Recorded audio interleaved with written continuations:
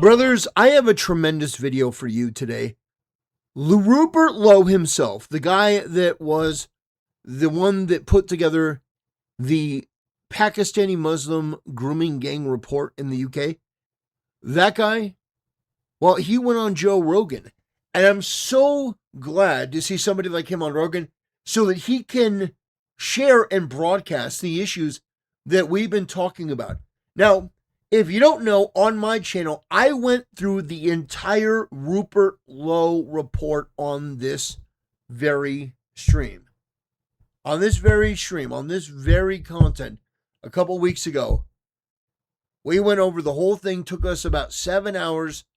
We went over all of it. And what we learned in there was absolutely horrifying. Not only were some of these Pakistani Muslim men doing unspeakable things to these young girls, but the government, including law enforcement, was complicit. They knew about it. They were defending the perpetrators because they didn't want to be called racist. So I am extremely glad that Rupert Lowe is on Joe Rogan's podcast, and he is, as of 6 hours ago, this has been seen on YouTube by 500,000 people. Love to see it. Absolutely love to see it. So without further ado, we're going to watch this. I don't know if we're going to watch the whole thing, but my channel is small, but I'm glad to broadcast this or anything else that can highlight this issue in the hopes that somebody will see it and they will help to spread awareness about it themselves. Joe Rogan Podcast, check it out. The Joe Rogan Experience. Showing my day, Joe Rogan Podcast by night, all day. Thanks for being here. Really appreciate it. No, it's my pleasure. And thank you to Brett Weinstein, Jordan Peterson, and Elon Musk for helping connect us. Well, we are going to see Elon on Sunday, so he's been an incredible support for us. So I don't know how you want to play the. I'm totally in your hands. I'll follow your lead. But I mean, he's been helping us because Britain's in bad shape. And yeah, and that's why you're here. And right. This is what we're talking about. I mean, we've been looking at stories out of the UK. It's really bad. It is really bad in the UK. Not only the censorship, but the way that the police will attack white British men and defend and let go some of these migrant foreigners for no valid reason. It is extremely bad. And I hope that this guy raises more awareness because I don't want the U.S. to go through this. Well, the rape gang, we've done, we've crowdfunded this. Okay. Which I'm very happy to talk to you about. Which I just think, this look title, at that book. Look at that thing. Look at how thick that is. Damn. This title of that rape gang report. Yeah. The idea that there's actual rape gangs in the UK in 2026. Yeah. And is it being ignored? Is it being downplayed? Like, how is it being received by the media and by the politicians over there? They're not talking well, the about history of it is that basically, as you probably know, Britain, after the war, decided they were going to play a part in Europe, a bigger part in Europe. Well, our elite did, the British elite. And to do that, they had to basically diminish the power of the nation state, and they had to head towards this European superstate, which is the EU, the genesis of which was obviously an anomaly. Why did they have to diminish the power of the nation to do that? Because I think Britain was a proud nation state. We with the American help, we'd won the war, and we hadn't been invaded or conquered, which most of Europe had been. So you'd had mass dislocation in Europe. Huge numbers of people had been dislocated and pushed all over Europe. And I think the socialists, I was in the European Parliament, so I spent a brief time as an MEP, a member of the European Parliament, when we finally achieved, a kind of Brexit. We can talk about that, but it wasn't a proper Brexit. So I think the genesis of the rape gangs, it wasn't the going back to Brexit this, that was the was fact promised, that multiculturalism was the order of the day. They wanted open borders. They wanted a multicultural society. They basically felt the nation state had been the cause of world wars, effectively starting with Napoleon. Then obviously we had the Kaiser, then we had Hitler. And I think they saw it that way, the Monnets, the Spinellis, and the people who constructed the European Union. So to the rape gang report, which was your question, ultimately the genesis of that is this multicultural invasion almost of Europe. Can I pause you for a second? So what you think is that the multicultural invasion, the way it was set up, was on purpose, and it was on purpose to sort of diminish the idea of nationalism? Yes, I think that So this was like a long plan. So this was something that they must have had to sit down and like, who would be involved in this sort of a discussion where you would be willing to diminish patriotism, diminish this idea that Britain by itself is exceptional and the people are exceptional? It was a long, deceitful plan. So I always say, who implemented it? The European elites in league with our elite, who effectively, if you remember, in 1975 we joined what was called the European Economic Community. It wasn't effectively anything other than an economic union, but that very quickly changed, and effectively they tried to politically integrate Europe. That failed, and then in 1997 they tried to force it through with the introduction of the euro. So having failed politically, they tried to do it financially. That was my first foray into standing as a member of parliament, to fight to save the British pound, because once you lose your currency, effectively you lose your sovereignty. So not only are we getting like a brilliant opportunity to raise awareness for this, but we're also getting a history lesson that I think a lot of people really do need to hear. That this is coordinated. This was instructed. There was an attempt to neuter Europe and make it into this global just cabal. Like these people were trying to create a new world order. And I know that people scoff at that, like, oh, it's conspiracy theory. No, it's actually true. They wanted to create a weaker Europe so that they could have like interchangeable, human beings are interchangeable widgets. Well, I'm here to tell you, it's not working. The vision that they had is not working. National identity. And our gold reserves were going to be shipped out to Germany, to Frankfurt. And we would have become a vassal state, part of the European Union. It would have been irreversible. But in the event, thanks to Sir James Goldsmith, we secured enough votes. We forced the establishment to promise a referendum before they surrendered to the euro. And we ended up saving the pound, which in the end resulted in the referendum in 2016, where the British people voted to take back their sovereignty, which ultimately, I think the establishment always knew that the core, the body of Britain, or body of England in particular, wanted its own accountable parliament in Westminster. It didn't want to be part of an unaccountable European socialist protectionist superstate.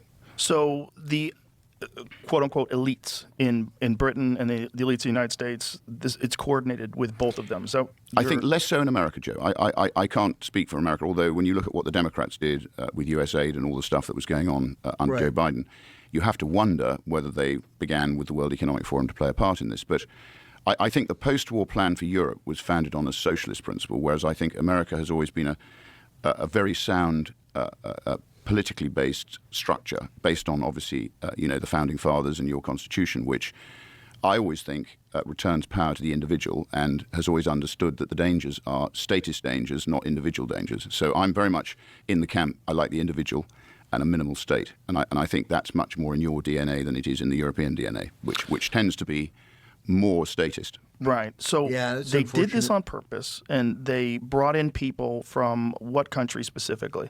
Well, initially you got in Britain, you got people from Africa. You got the Windrush generation. So you got a lot of Africans came, ostensibly to fill jobs that they always say the British people don't want to do, and it gathered momentum. It was relatively slow to start with. So you had an influx of people coming to the UK. You had open borders in Europe. So one of the absolute embedded rules they have is this freedom of movement concept. So they don't have effectively national borders. But we still obviously had the channel, but we embraced this and we started this immigration. What happened is it gradually happened, and I think these rape gangs have been going on, or we know they have, for 30, 40, probably 50 years. Said it for years, height replacement real, not so much the race, but once you taste freedom, you will not surrender it. Replacement only way for elite. Yeah. No, you're right. No, there is an element of truth to that. And it actually goes beyond that. What these people on the left want, there are people on the left that are, the foot soldiers, the mentally ill, low IQ, just zombies.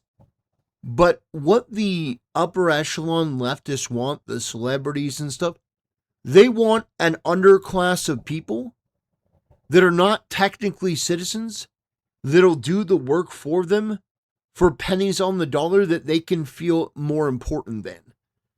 Essentially, what these people want is they want slavery. They want slavery, but just without the icky,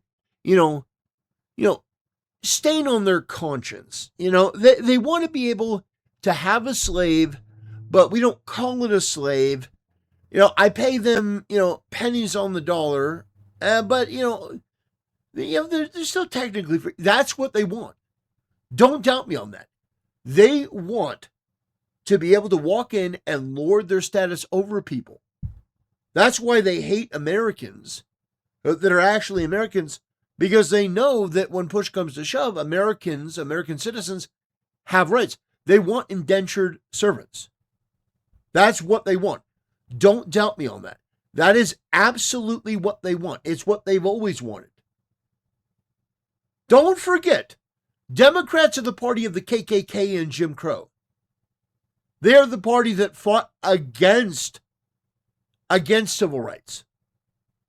They are the party that tried to bury Clarence Thomas under lies and false allegations. They have always been the party of evil. To a lesser extent. But when Tony Blair got in and he undermined a lot of constitutional sort of historical law, you got an acceleration of immigration from other parts of the world, not just from Europe, but also from other countries, South Asian countries in particular, who came to the UK. And the genesis of the rape gangs really is, I think, the cultural oil and water mix of these people coming from what I call clannish societies in South Asia, and coming to very high trust societies such as the one we had and the one you have here, which have taken thousands of years to develop. So they're high trust societies where, and you know, Lee Kuan Yew based Singapore on post-war Britain, where you had honesty boxes for newspapers in London, and you had a country that was completely at peace with itself. So it won the war, it respected peace, it respected freedom, and people were rebuilding their lives, having fought a Second World War to free Europe from sort of, in this case, Germany. Previously, we'd done it at Waterloo when we relieved Europe of the French with Napoleon. So it really accelerated after 97 when a lot of the legislation that Tony Blair and his cohorts passed, such as the Human Rights Act, which embeds within it the ECHR. Right. He created the Supreme Court. They passed laws like the Equalities Act, and there are a raft of other legal acts they passed, which effectively empowered a multicultural society, which in some ways I think damaged the interests of the British people. So yeah. And you think this is on purpose? And this is my point. Oh, it's absolutely on purpose. It's not an accident. They do this on purpose. Absolutely, 100%. Yeah. And what they've done to the world in general, there needs to be consequences for this. What is the benefit for them to be joined up with the rest of Europe? Is it just purely financial? Is it a power-based strategy where if you can diminish the quality of life for people and institute more laws and put more restrictions on them, you can control them easier, and it's less pushback for the politicians, less pushback for the people that are in charge? Basically, yes. I think it's the age-old battle between individualism and collectivism. So I think the EU is a collectivist construct, whereas I think Britain, as it was under our Constitution and our Bill of Rights, which, as you probably know, our Bill of Rights in 1689, a lot of that was lifted by your founding fathers who embedded it within the US Constitution.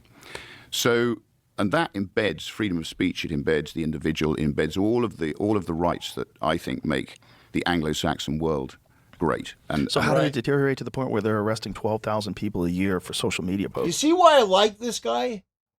You see why I like Rupert Lowe? I think this guy's fantastic. I support this guy. I want him to be Prime Minister of the UK. Or if we go in and we invade the UK, we can make him governor. We can make him governor. We'll make him governor of the state of England.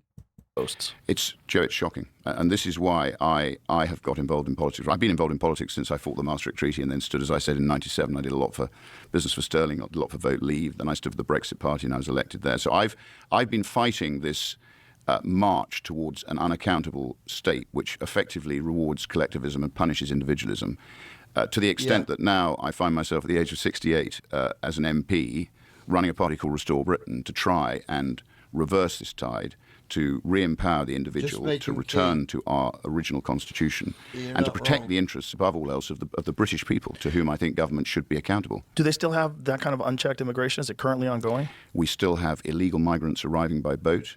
they can't be under the current laws and treaties that we're part of. They're not being deported. The judges, thanks to the creation of the Supreme Court, they are now a woke Quango. I think a lot of our judiciary is corrupt. So the answer to your question is we still have illegal migration, and we have people living in Britain illegally. We have a lot of foreign prisoners in our prisons, and we have people who've come in. That's so heartbreaking. That's so heartbreaking to hear. We need to liberate the people of the UK. We need to liberate them from their tyranny and this ridiculous government that allows unfettered illegal immigration. That is the worst. That is absolutely horrible. Under various waves of immigration, one of which, the biggest of which, was probably under Boris Johnson, who was actually a Conservative Prime Minister, who allowed thousands, hundreds of thousands of people to come into Britain. And basically, they are now a burden to the British taxpayer. So the answer to your question is they're arriving illegally still. They're living here illegally, or living in Britain illegally still. We've got foreign criminals in our prisons, and we've still got the legacy of this huge amount of immigration which took place. And are a large percentage of these people receiving welfare from the British government? Yes. What percentage? Well, most of the people who arrive, they're all supported, Joe. I mean, they're put in hotels. Immediately, as soon as you get there? In Parliament, I see the contracts. Thanks to my parliamentary questions, I'm allowed to ask questions and scrutinise the contracts for instance, the Bibby Stockholm. It was a boat which cost the British taxpayer £1.5 billion. It's actually now lying redundant and not being used. But I've seen the contracts for these illegal migrants in terms of the laundry services they get, in terms of the taxi services they get, in terms of the food they require.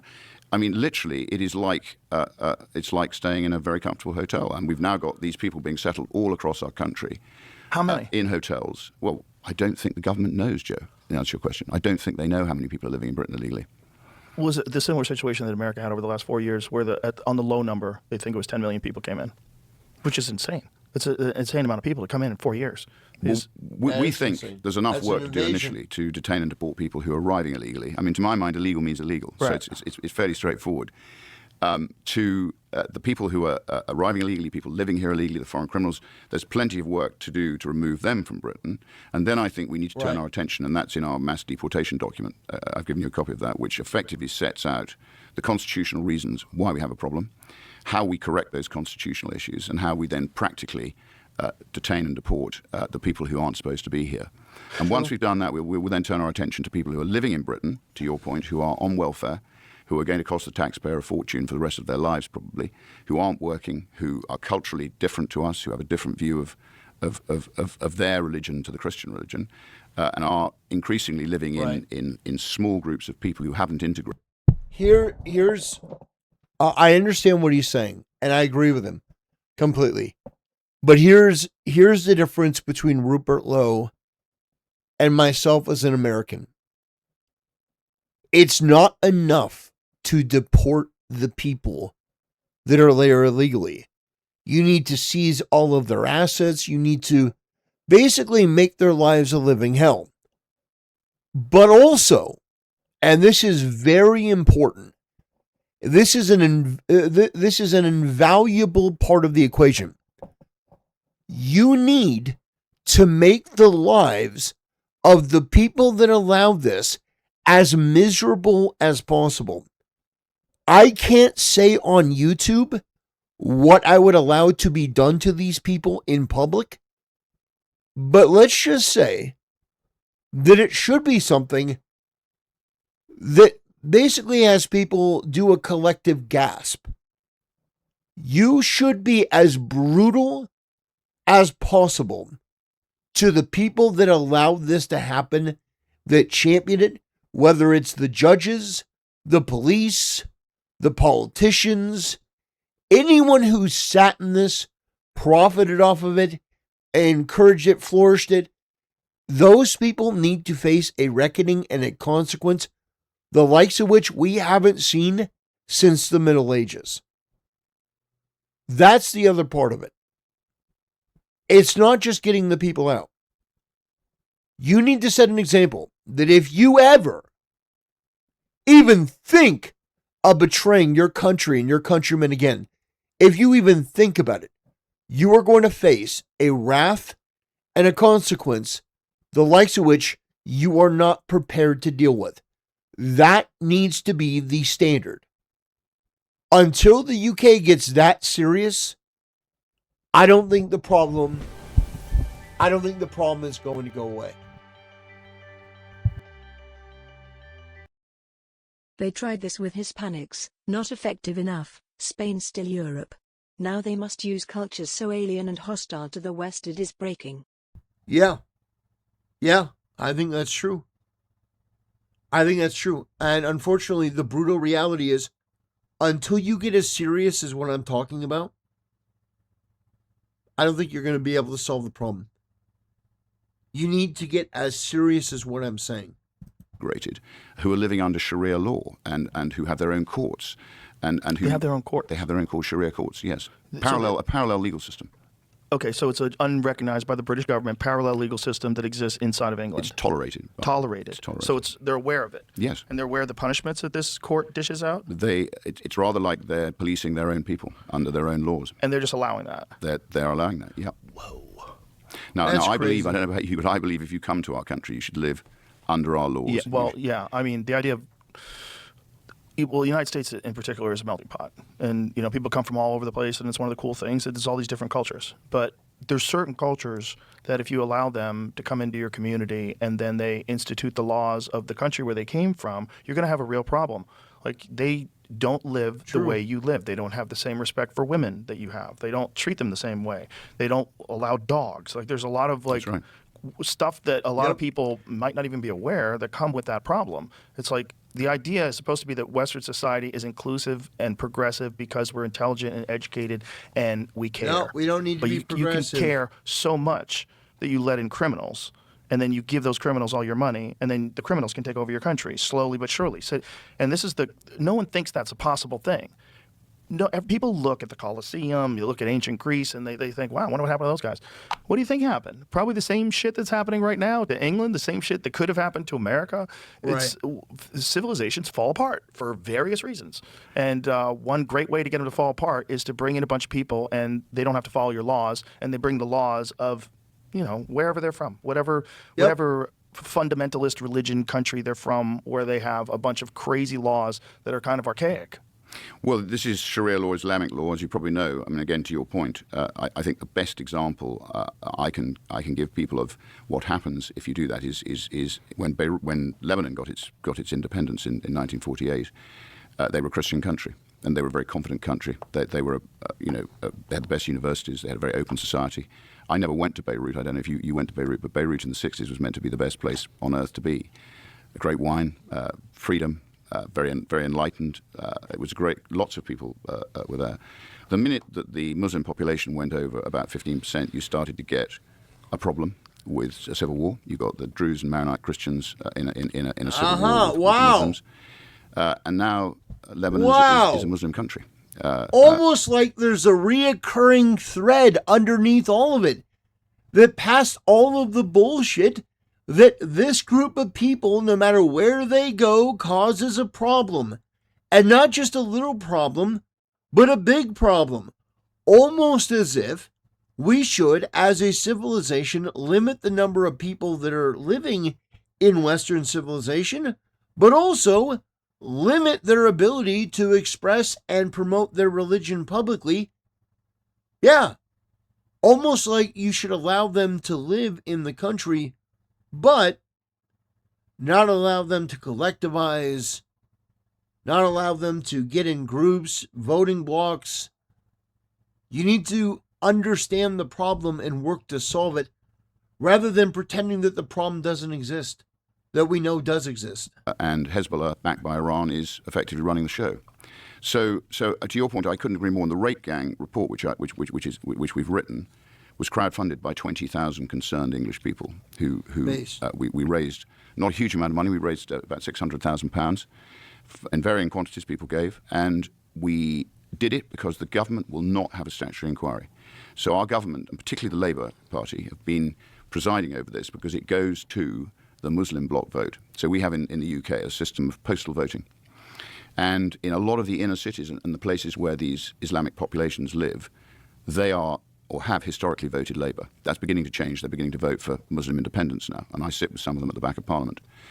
So effectively, this inquiry we set out with a completely unbiased view of what we would find, and we did it because we were pushing the government to have a statutory inquiry. And a lot of the reason I got involved in it was I think it was Elon Musk who triggered. He talked about it because a lot of people in the UK, I don't think, know the extent to which this has been happening and the length of time it's been happening for. This episode is brought to you by OnX Off-Road. Ever wonder how to reach these epic mountain lakes? They're tucked away, dispersed campsites. With OnX Off-Road, you'll find legal open trails around you and even better... Failure of the media, because the media are supposed to be an independent... Yeah. But Rupert Lowe is absolutely correct. He's doing a great job. He's got a very soothing voice, and I think that's very good. Because, boy, we need him to do a lot more talking on this issue. Independent body that holds to account failures of the state, and it's basically because this block vote through the postal voting system, which needs to be changed, is effectively or has been keeping the Labour Party in power. So they've put power ahead of principle. And in the report we cover this. We've covered the reasons why it's so serious. And to your point, we even cover, as you quite rightly say, the fact that dogs are not liked by the Islamic faith, largely because Muhammad liked cats, he didn't like dogs. And what we wanted to do was interview victims, which we did. We did it properly. It took us over a year. We had a rape gang victim, Sammy Woodhouse, who led it. She's got a child by her rapist. And we had a team of people, and we literally produced the witness bundles, and we listened to the witnesses, and then we had a 2-week hearing in London where people gave evidence, and we had a proper barrister who effectively presided over it and then helped us write the report. So effectively Graham Smith, the barrister, did a fantastic job. And we didn't start out with any preconceived ideas. It started because we read some court transcripts of some of the people who've been found guilty of this, which the government, by the way, has tried to keep quiet. Some of the historical court transcripts disappear. So we've been calling for these transcripts to be kept now. We've actually tried to make a noise about that. And the more we read this and the more we carried on with the rape gang inquiry, the more it became clear to us that obviously there's a link between this power and the abuse and grooming and, if you like, damage that was done to white working class English girls. And it does go, and in the report we've looked at the reasons why, to your point, there is a cultural difference of opinion between an open, high trust Christian view of women particularly and the Islamic view of women, which is all in the report. So for instance, as you probably know, if a woman accuses somebody of rape, and a lot of these Muslims come from Pakistan, Joe. They're predominantly Pakistan, and they're predominantly from one part of Pakistan called Mirpur. There are some from Bangladesh, there are some from Somalia, there are some from Eritrea. There are other Muslim countries that perpetrate some of this. And of course there are white people who perpetrate rape as well. Oh, God, you gotta throw that in there. Of course there are white people. Yes, of course there are. But, you see, the thing is, when you even mention white people in this equation, you're giving ground to people that are trying to dilute and deflect and distract. The problem is that you can deal with the white people that are in your country, that are supposed to be in your country, that commit crimes. That's perfectly fine. But the problem is, these people shouldn't have even been here in the first place. So it's a problem on top of a problem. You are dealing with a problem that is resulting of a problem. They shouldn't even be there. So, no, it is not predominantly white men that are moving into the UK and committing these crimes. It's not white men that are, moving into different countries and committing this crime en masse. No, it is a particular group of people. And if you can't even talk about that, if you can't even call that evil out, you are lost. You need to continue to call that out, no matter who you are. Well, but nothing on the scale of this. This is quite horrific. Right. And our report has effectively uncovered this. I think we've played a part with this report in the government saying that they're going to have now a statutory inquiry, because we didn't have any statutory powers to be able to force people to appear at our hearing. They all appeared voluntarily. The government can actually force people legally to appear. They can actually make it a legal requirement that people attend. We couldn't do that. But there had been reports in the past.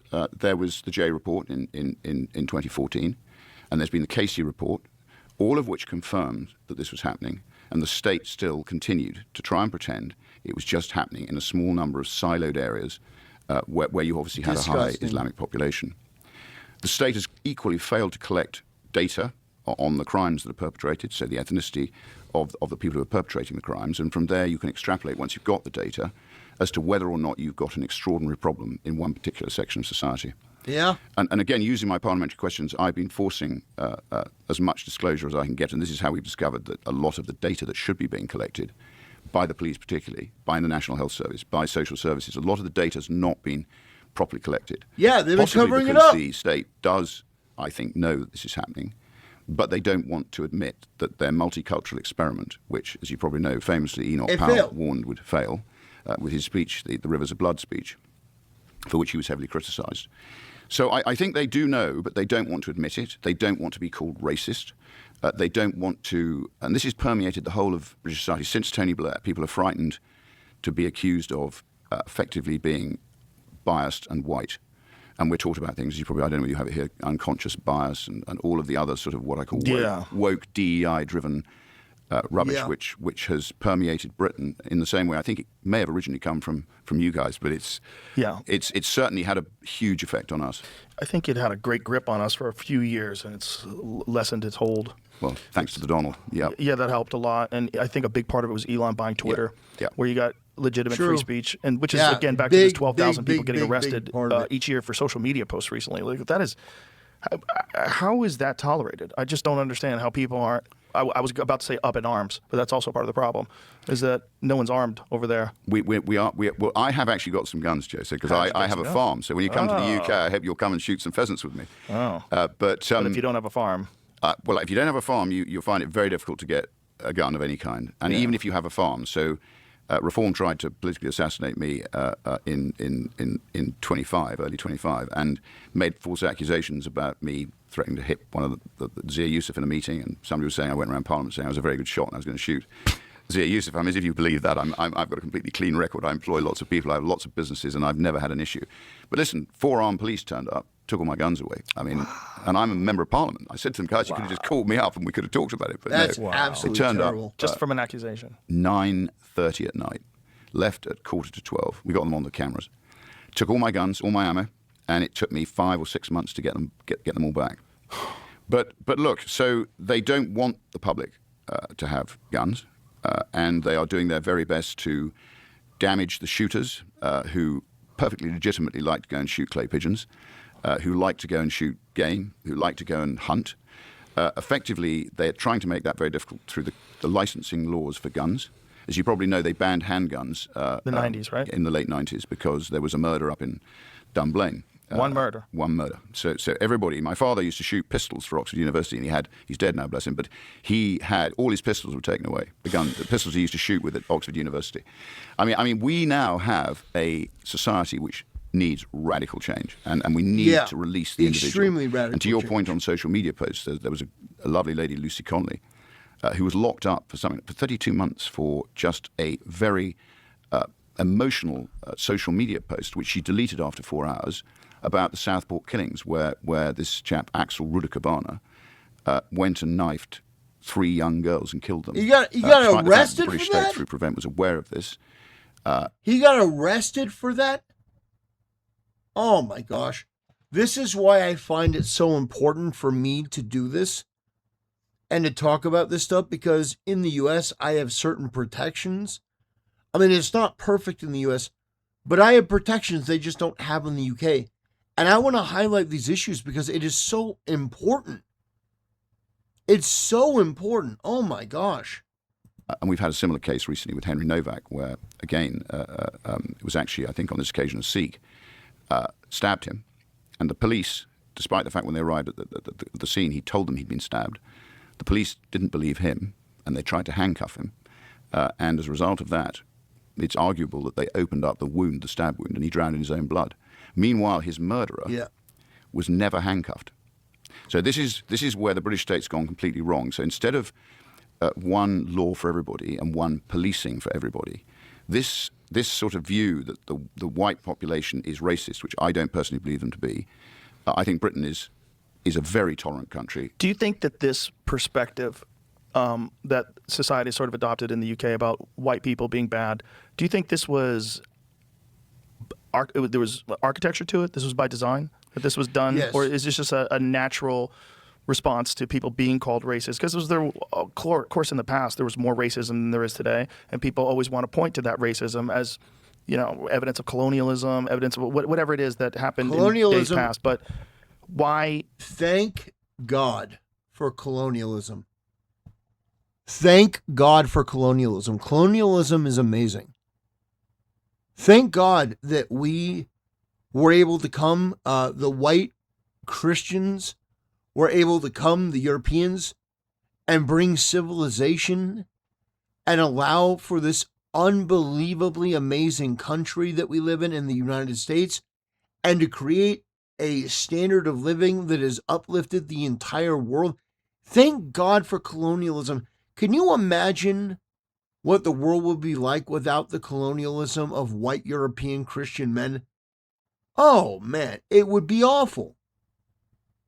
It would be absolutely awful. Thank God for white European Christian men colonizing the world and making it safer and better, and bringing medicine and society and religion and better food.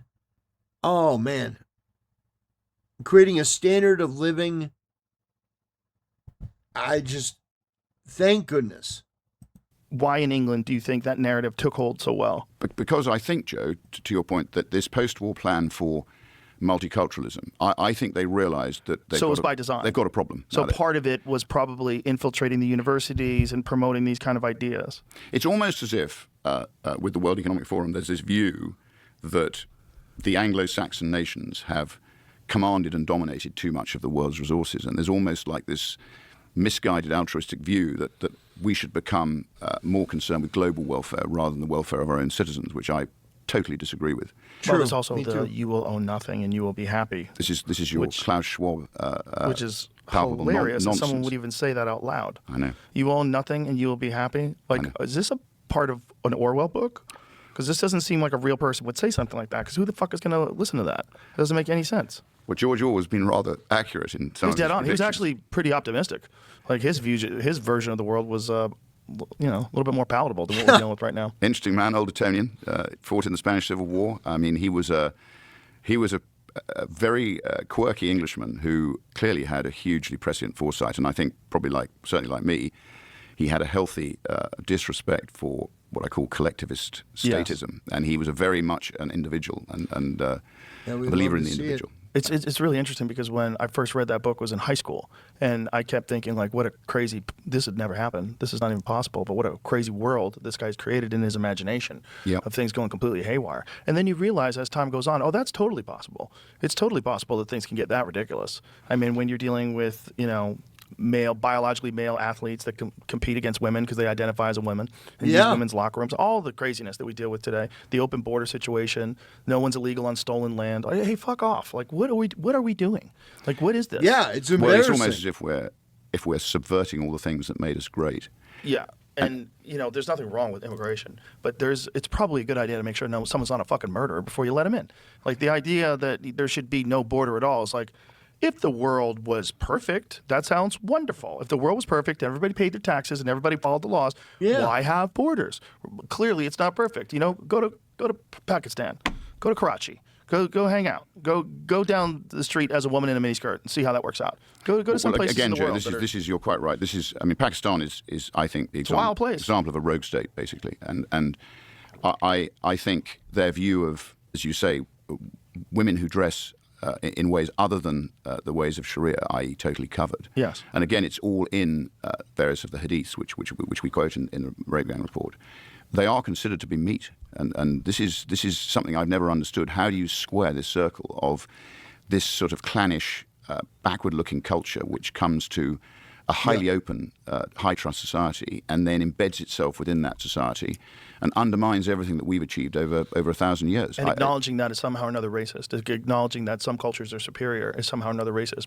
But just understanding human rights, understanding the rights of individuals to be free, to not be subjected to other people's archaic laws.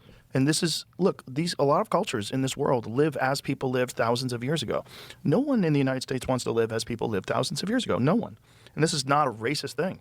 Like, you should be able to come over here and practice whatever religion you want. But if your religion has rules that violate the laws that we've all agreed are just and fair, then you're not integrating. And if you take over a whole town and now that town is subject to these archaic laws, we've got a problem. And if you let that problem get bigger and bigger, they take over the country. And that's an actual possibility for certain countries. And we have to recognize that civilization is not as sturdy as we like to think it is. It's kind of flimsy in a lot of ways. A few bad things can happen and things can go sideways quite quickly. Well, I think liberty is very fragile, isn't it? Ultimately, if you don't protect liberty, you lose it. Right. It was Margaret Thatcher who was very strong on this. And you have to have laws. You have to have laws, liberty. and what you also have to have is everyone should be equal under the law. Yes. And to your point, I couldn't agree more. I mean, Britain used to be a very tolerant society. So, for instance, Europe was very anti-Semitic. Britain was never anti-Semitic. We used to welcome a lot of Jews and Protestants from Europe who were being persecuted, particularly in France with the Protestants. So we were a very tolerant society, but the people who came integrated and they contributed. And that is the essence, I think, of sensible immigration. So it should be limited, targeted, and it should be only people who accept your religion and your culture and your laws. But what do you do, though, if someone comes over here and then they're not violating laws, they're not violating any laws, they achieve citizenship, but then they start bringing over more and more people and then start instituting Sharia law? What do? Do you deport them all? Like, how do you, like, this idea of having all these people, recognizing how many people got in illegally, deporting them, mass deportations, deporting criminals. It all sounds great until you talk about actually implementing it. Like, how do you do that? How are you doing that? Are you going to knock on people's doors and pull them out of their homes and ship them back to where they came from? Yes. Yes. Yes, Joe. Yes. Yes. And you know what? In addition to that, Joe, anyone who gets in the way of ICE, if these people on the left, if they go out there to, form a circle and they're going to impede ICE, arrest every single person that gets in the way of ICE. These people that are blowing their whistles, blowing air horns, arrest every single one of them. Every single one of them is going to go to jail for 10 years. Minimum. That's what you do. And yes, if these people are in the house, you go in the house. And you know what? You deport the whole family together. Joe, you want to ask, well, I mean, you let these people in, and then more and more of them come in, and then they become a problem. Well, what do we do? I mean, we can't really deport them. No, we can. We can deport them, Joe. We absolutely can, and we should. We should. Joe, let me just say something. We should take every Somalian in Minnesota and deport them. Every single one. But that's not fair. What if there's a good... Doesn't matter. They have no right to be here. Let me repeat that for you. They have no right to be here. Their community, their entire community, has been involved in scamming the American people. Not one Somali has come out to denounce the scamming and the taking advantage of the American people. In Dearborn, do you know what you need to do? You know what you need to do. The problem is that you don't have a politician with the will to do it yet. And the thing is, I am the voice of reason. I am the voice of reason.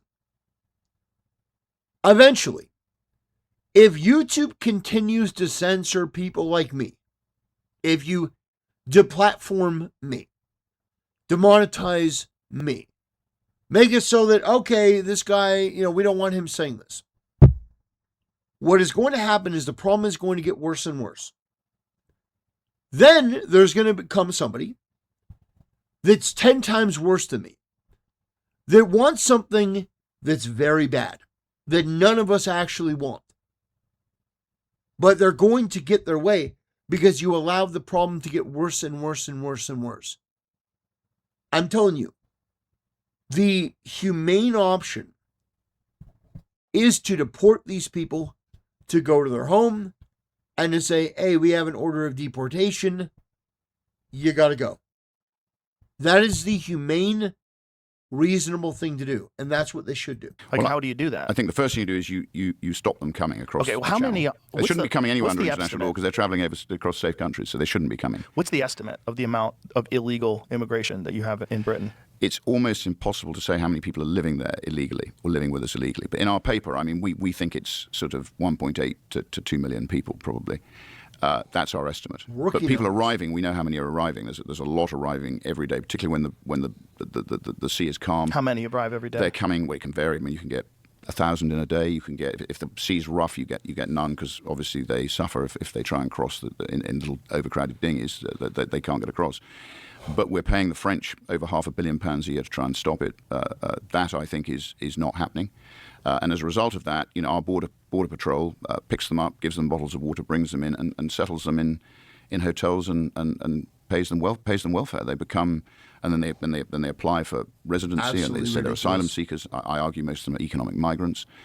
But our woke culture is not protecting the interests of the British people. And it's also a massive incentive. If you live in a terribly poor country and you can just get to England and then instantaneously you will get money and housing. That's right. Why would you not do that? Well, not only that, you go to the top of the waiting list for dental treatment, which British people don't get. The NHS, you go to the top of the waiting list. Wait a minute. They get access to dental treatment that the British people don't get?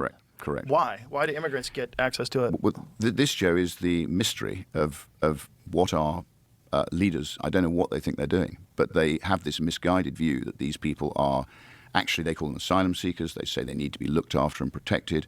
They're not. They're economic migrants. And to your point, if they know there's welfare when they reach Britain, they'll travel across multiple safe countries to get to the welfare, the free housing, yeah, of course, and all the other stuff. So, and then unless you deal with issues like the rape gangs and you force them to adhere to UK law and respect our laws, our culture, and our religion, they gradually set up their own cultures and their own laws, as I said. And there are large tracts of the country now where we've got these Islamic settlements which effectively operate almost as a sort of parallel society. Yeah. I don't know whether it's quite the same here, whether you've got the similar thing with the Somalis in Minnesota. You do in Dearborn, Michigan. Dearborn, Michigan just had a gigantic Islamic parade where you just see tens of thousands of people holding flags and walking on the street. And yeah, it's kind of crazy. It's crazy. And they've also, one of the things that's funny about Dearborn is all the progressives, it's a very liberal place. They're like, welcome, welcome, everyone's welcome for all cultures. And as soon as they got into power, they banned the pride flag. That was the first thing they did. Well, I'm afraid they have quite strong views on that sort of thing. Oh yeah, that's why Queers for Palestine is always hilarious. Like, and then you see the meme Palestine for queers and it's throwing people off roofs. It's like the chap who runs our Green Party is a gay Jew. So I mean, he's going to have a problem if these guys get anywhere near power. But that doesn't seem to put the progressives off. They still seem to. But this is what's crazy: is that their society is like Islamic society is completely patriarchal. The women are absolutely second-class citizens. Yes. They have completely different laws for how the women can dress. What happens to the woman if someone has sex with? If someone has, first of all, if they commit adultery, they can be killed, like, stoned to death. Yeah, and I watched a horrible video where a father did it to his daughter. Yes, well, you do get these killings. Honor killings. Yeah. Or brothers. The brother will kill the daughter if the daughter shamed the family. It's like, hey, guys, how are you progressive when you're supporting this? And it's because the concept of not being racist, not being called racist, the fear of that is so strong. They're willing to adopt all sorts of things that are the complete antithesis of everything they believe in. Well, in the UK, I don't know if you have it here, but the Me Too movement, it fascinates me that they never seem to say anything about these, what I call clannish, tribal cultures who have a completely different view of women. Yeah. And to your point, again, in our report, a woman, if she accuses in Pakistan a man of rape, she has to have 4 male witnesses who actually have to witness and swear that they've seen her being penetrated by the rapist. And you've actually got women in prison because if she can't prove that she's been raped under those rules, then she can be sent to prison. And there are many women languishing in Pakistani prisons for that very reason. And this is the sort of extraordinary cultural oil and water, which just doesn't mix, Joe. Well, So it's also the mental gymnastics that you have to accept that as a part of Britain, and because you're progressive, is really crazy. It just shows how these ideologies, these cult-like ideologies, can completely defy logic, completely defy common sense, and just you have a set of rules that you're supposed to adhere to. If you deviate from those rules, you're a racist. You don't want to be a racist, right? Then everyone's welcome. as you say, it's honor killings, it's tribal. Yeah. It's your first loyalty is to your tribe and your family, not to your host country who's actually got their own laws. There are all sorts of hadith rulings which they can use to justify it. I mean, for instance, if they rape a white girl, that doesn't count in their view of life as adultery. That's so horrible. So they are That's so effectively horrible. taught that a girl who doesn't dress as they would dress is meat to be abused, and they have these extraordinary sort of cultural views You see, that you are keep completely saying, incompatible. And you know, it's more true than even they realize. Like doing one good thing, which is that like if you have these millionaire, billionaire, WASP fail sons, at least taking them out of other colleges so they can only do date rape to other billionaire, millionaire fail daughters is like in some respects, you know, from a utilitarian perspective, of course, a little bit better. You know what I mean? Like taking these guys and putting them in a pen with one another is ultimately getting them away from the broader society. Yeah, that was Hassan Piker. You know, yeah, just casually talking about how, you know, it'd be better for society if we just allowed white Christian women to be violated by these men. Yeah, we don't want people like Hassan in our country. In fact, we need to get on. We need to get on that, Mr. President. If you could deport Hassan Piker, that'd be great. In my view, with a society like ours, where we are a matriarchal society which respects women. I think we have grown to respect women. Obviously, they've now got an omnipotent position within our society. Certainly in the UK, I'm sure it's true here too, and quite right. They play a part in our society. They're a very, very important part of everything.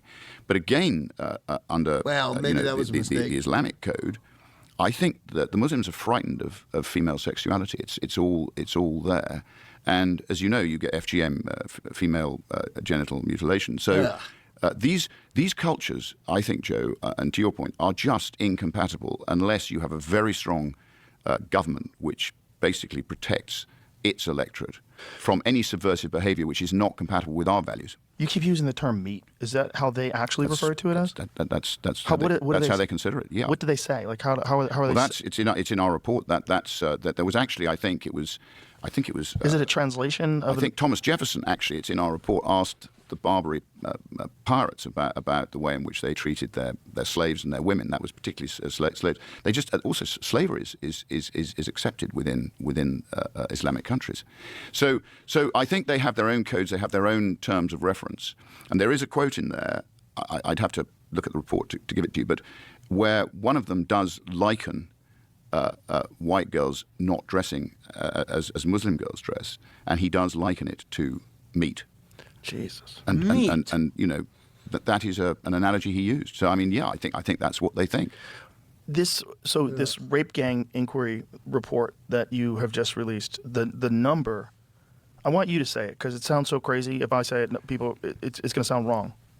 What the number of people that were victims, the estimate? Well, we've estimated that a minimum of 250,000 rapes Minimum. have taken place. It's probably much more, Joe, because we published in here. I think it's a list of 147 parts of the UK where this is happening. Now the government tries to tell you it's happening in Rochdale, Oldham, one or two Bradford, one or two centres, and that's why their statutory inquiry, the terms of reference of that, have now been downgraded. So they make it look as if it's not a systemic problem, but just a little local problem, which it isn't.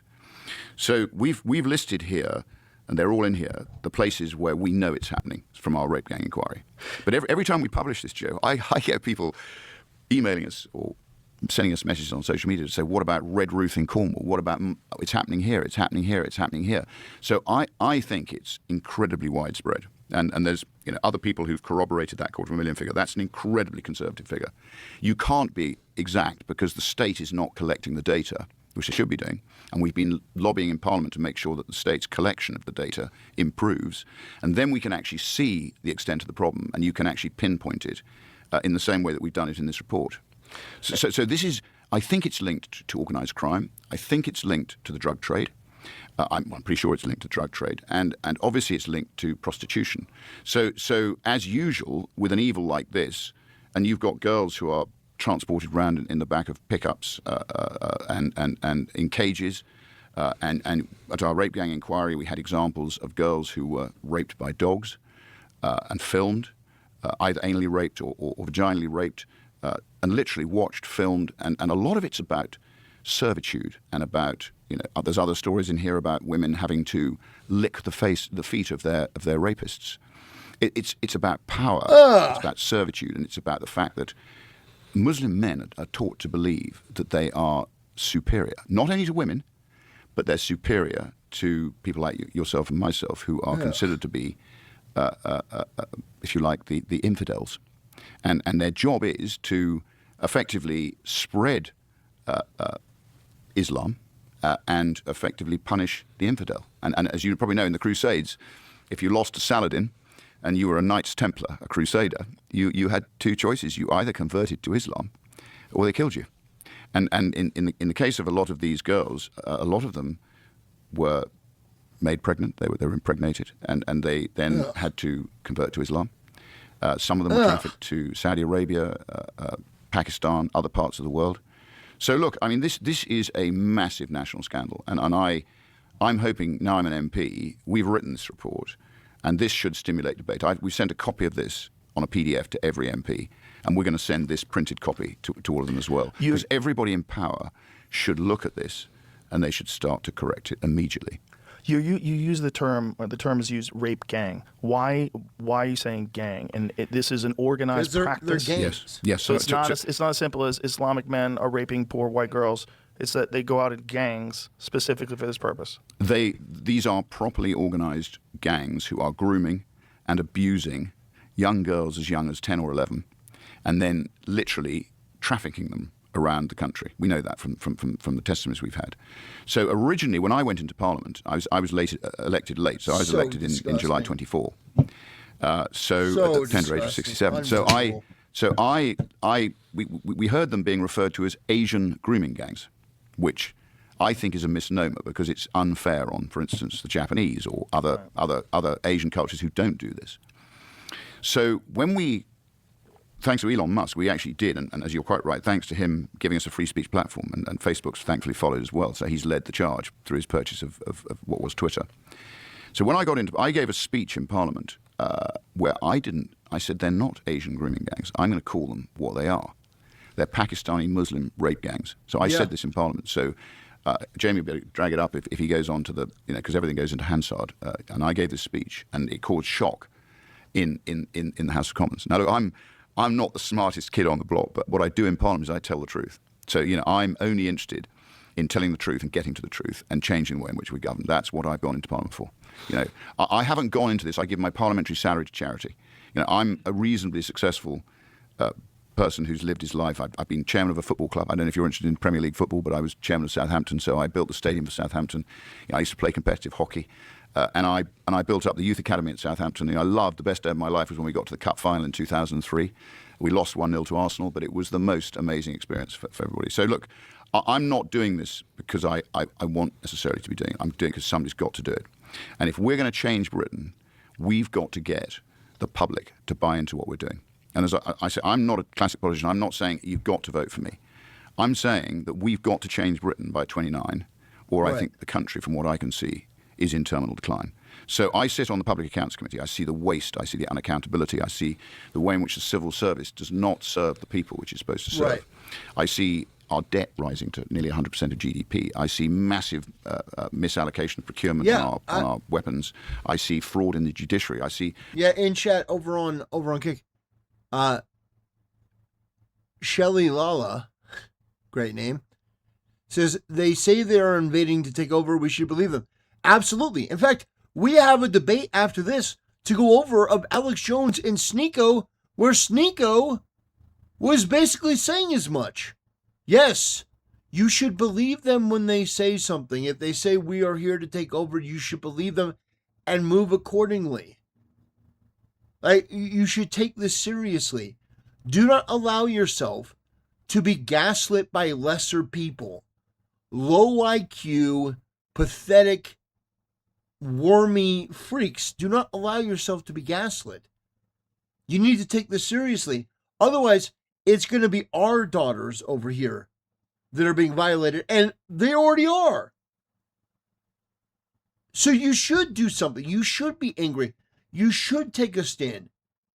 You should never, ever vote for a Democrat again. You should never vote for another Democrat or member of Labor again. All the things that Sounds like you're talking about America. well, I'm talking about Britain at the moment, Joe. It But I seems think like it's a widespread problem. is well, what my I point is. actually think America under Joe Biden probably was as bad as that. And if you look at what Elon and the boys uncovered with US aid and it's crazy. all the misallocation of taxpayer funds all Yes. over the world, a lot of it to England. Some of it came to woke causes in England. Mm-hmm.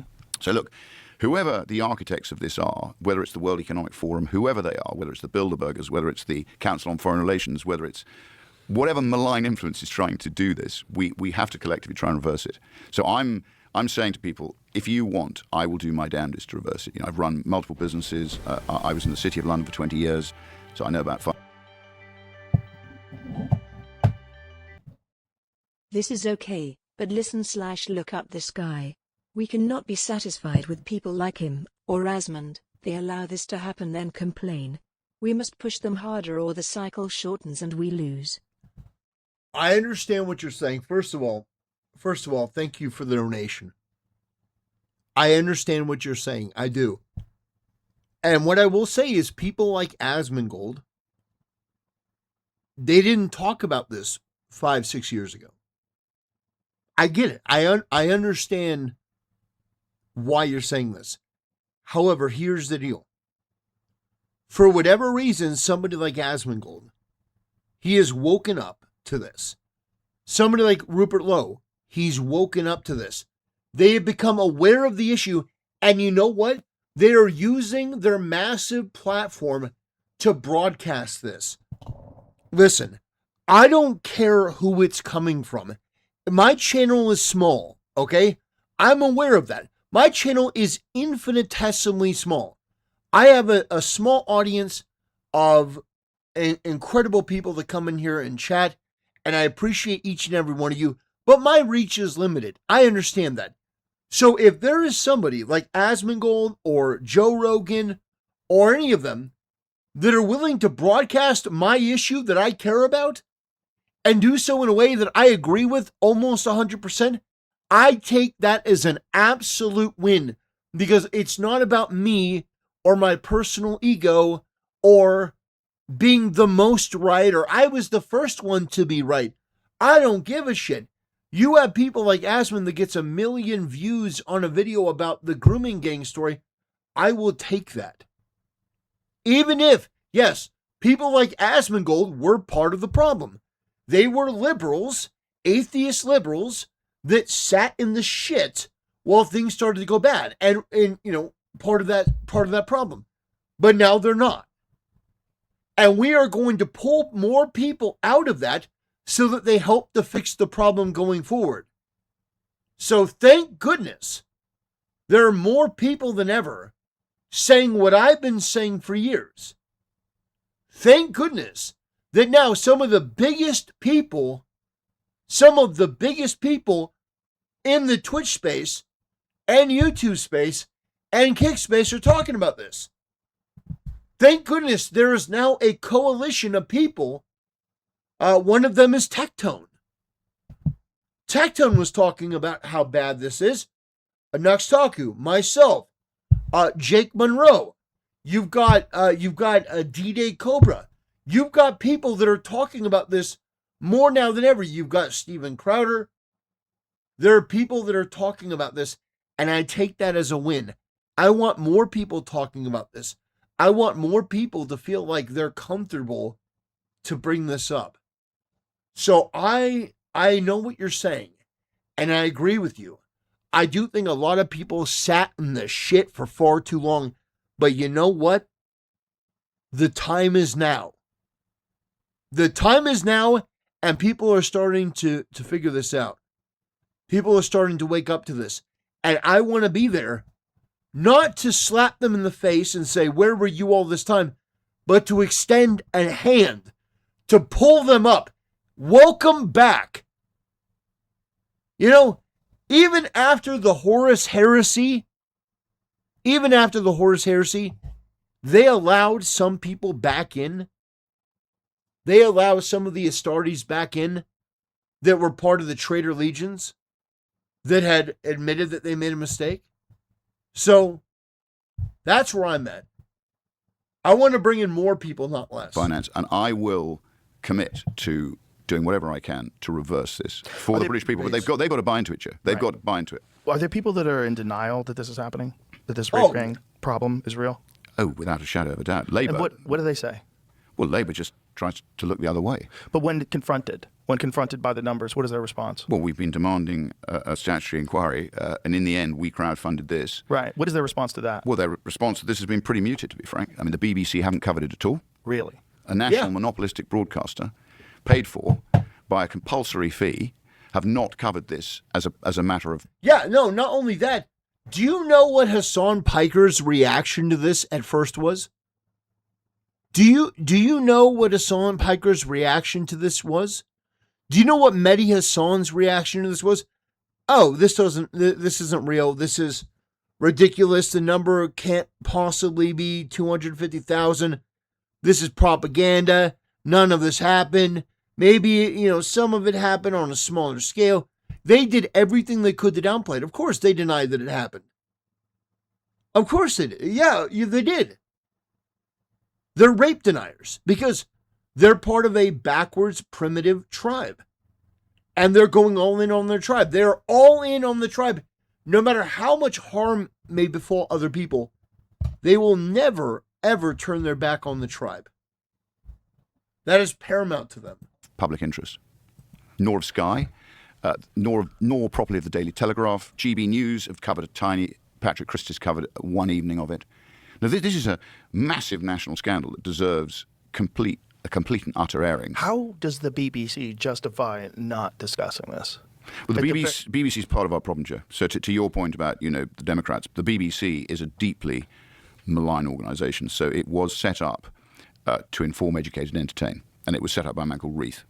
And Reith was a highly principled man. And I think at the time it was set up in the 20s, it probably did have a role. But in the digital age, where most of the young people no longer watch their news on the BBC, they get their news from whatever their favourite news channel is, whether it's Breitbart, whoever they go and get it from, they get it from somewhere else. But if you want to watch sport, or you want to, basically have your TV, you have to pay the TV license.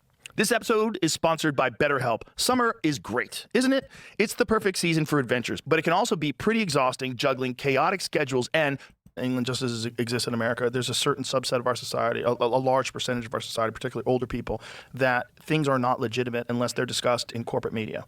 And that if it's not in the New York Times, if it's not on CNN, if it's not, fill in the blank, then it can't be completely legitimate. It has to be a fringe thing. It has to be a conspiracy thing. They still need these sort of legacy establishments to give them the news because that has been the way they grew up. That has been how they were trained. Yep. And in their mind, they don't understand the internet completely. They don't go on Twitter. And so all that stuff to them is it's just too fringe.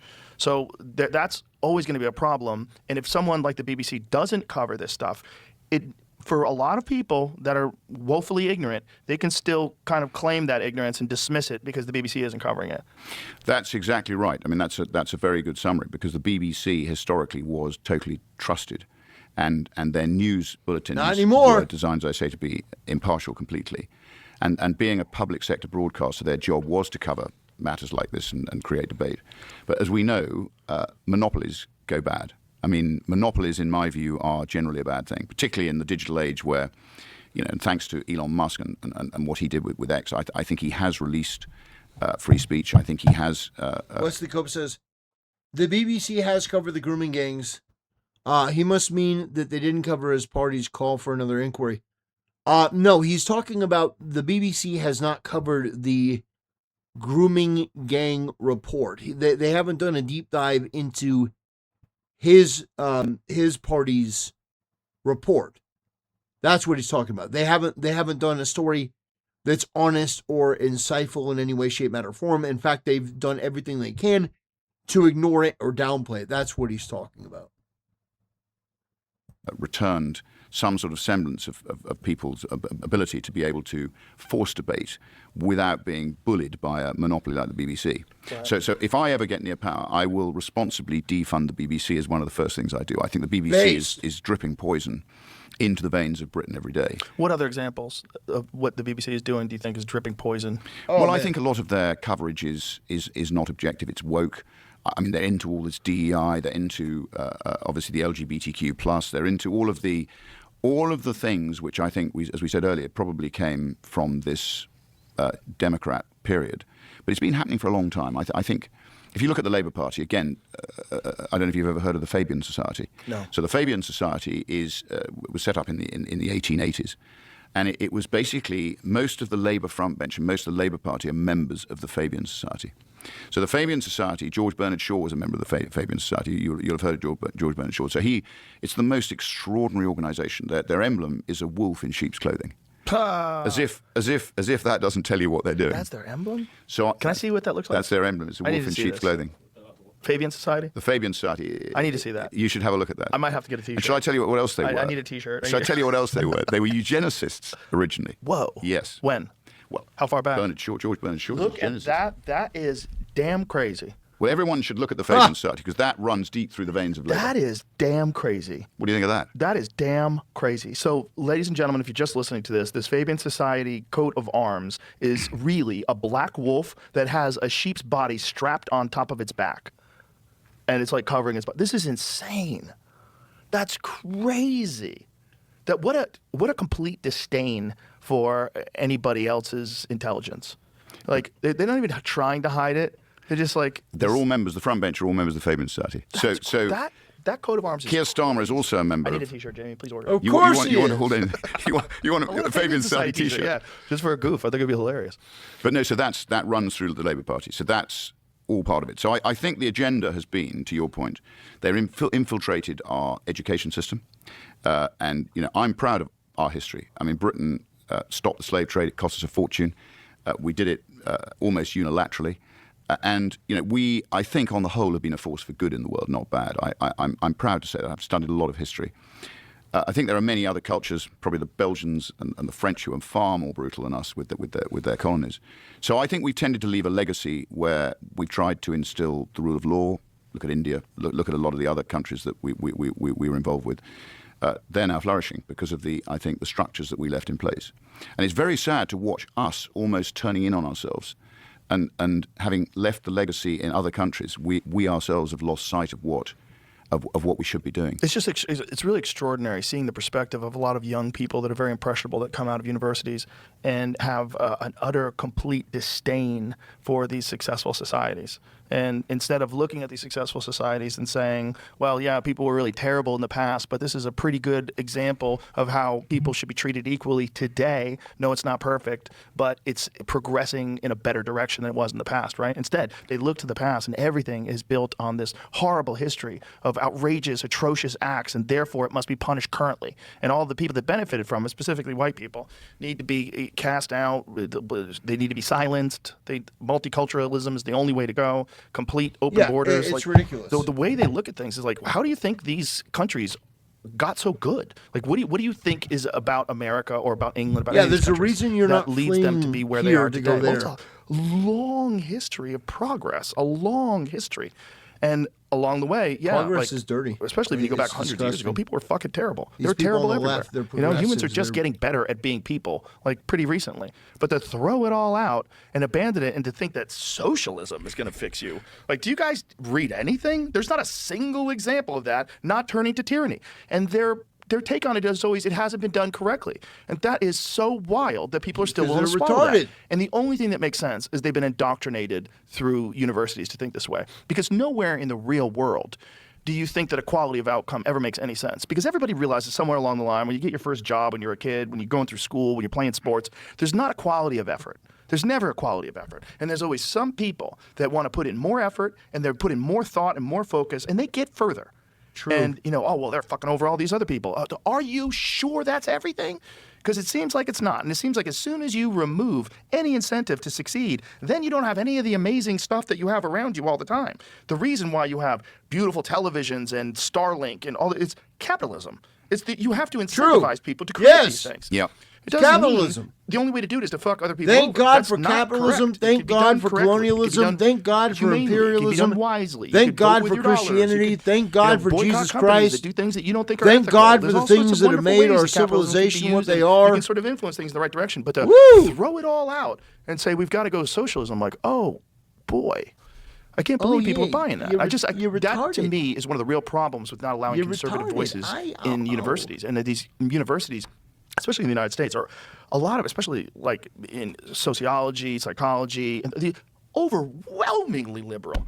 Like, surely there's got to be some historians out there that are conservative, and they would have a different perspective. And it might be good to have diversity of opinion, as well as diversity of national origin, as well as diversity of gender, as well as diversity of sexual orientation. Yeah, all that stuff's great. But also diversity Or of we opinion. could Like, take the the only left way and to we could know remove whether or them not this person is and making sense is to have someone who completely not allow disagrees their that has a better evil point ideas to go up flourish. against them, and you watch them duke it out. And as soon as you silence all that because students don't feel safe, or because, this is promoting X, Y, and Z, this person's a Nazi, oh, they're a Nazi, we can't let them on there. As soon as you do that, you ruin the whole thing that a university is supposed to be doing. It's supposed to be preparing young minds for discourse and for communicating and for figuring out the world on their own. They're eventually going to be independent and dependent entirely on their own actions and decisions, and go out there in the world, figure out your way.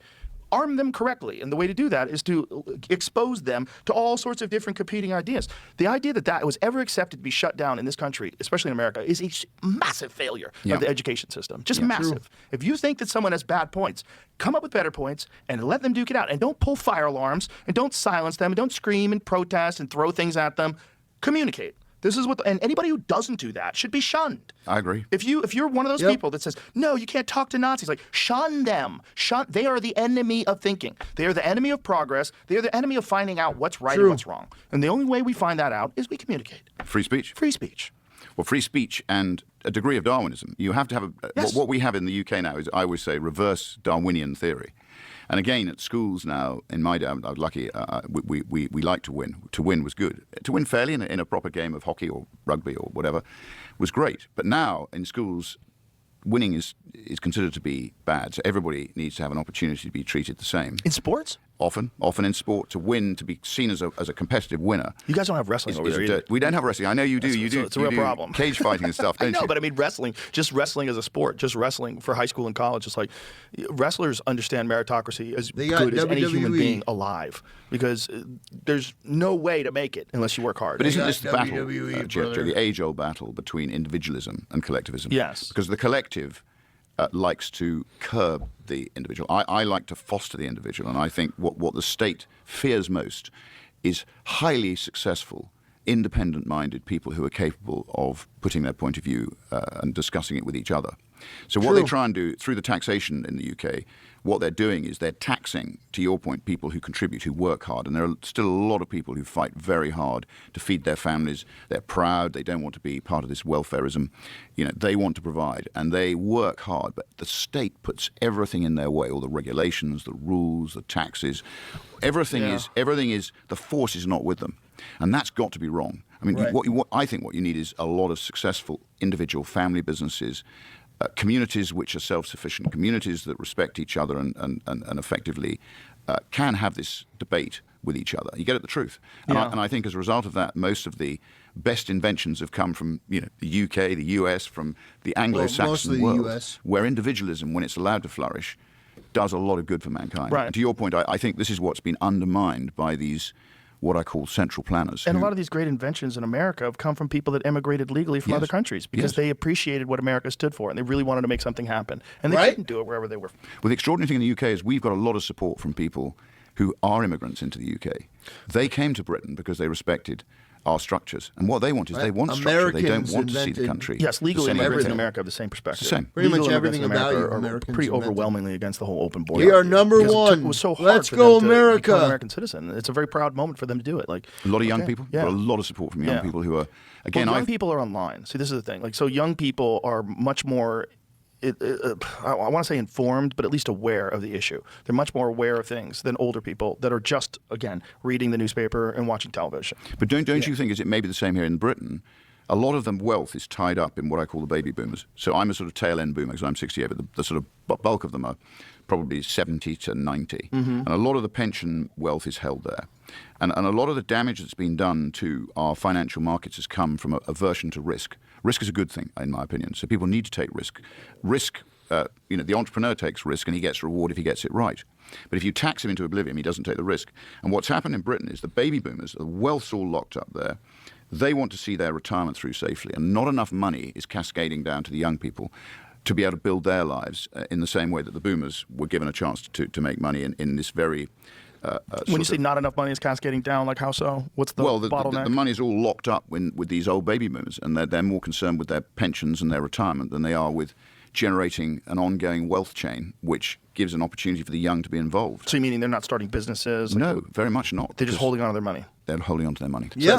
That's an England thing. Selfish. In England, definitely. I mean, I think it's a big issue. I don't know whether it's an issue here. Is it an issue here? Well, there's certainly an issue here with young people feeling like the system is completely rigged. Cost of housing is through the roof. Rent is through the roof. Groceries are more expensive.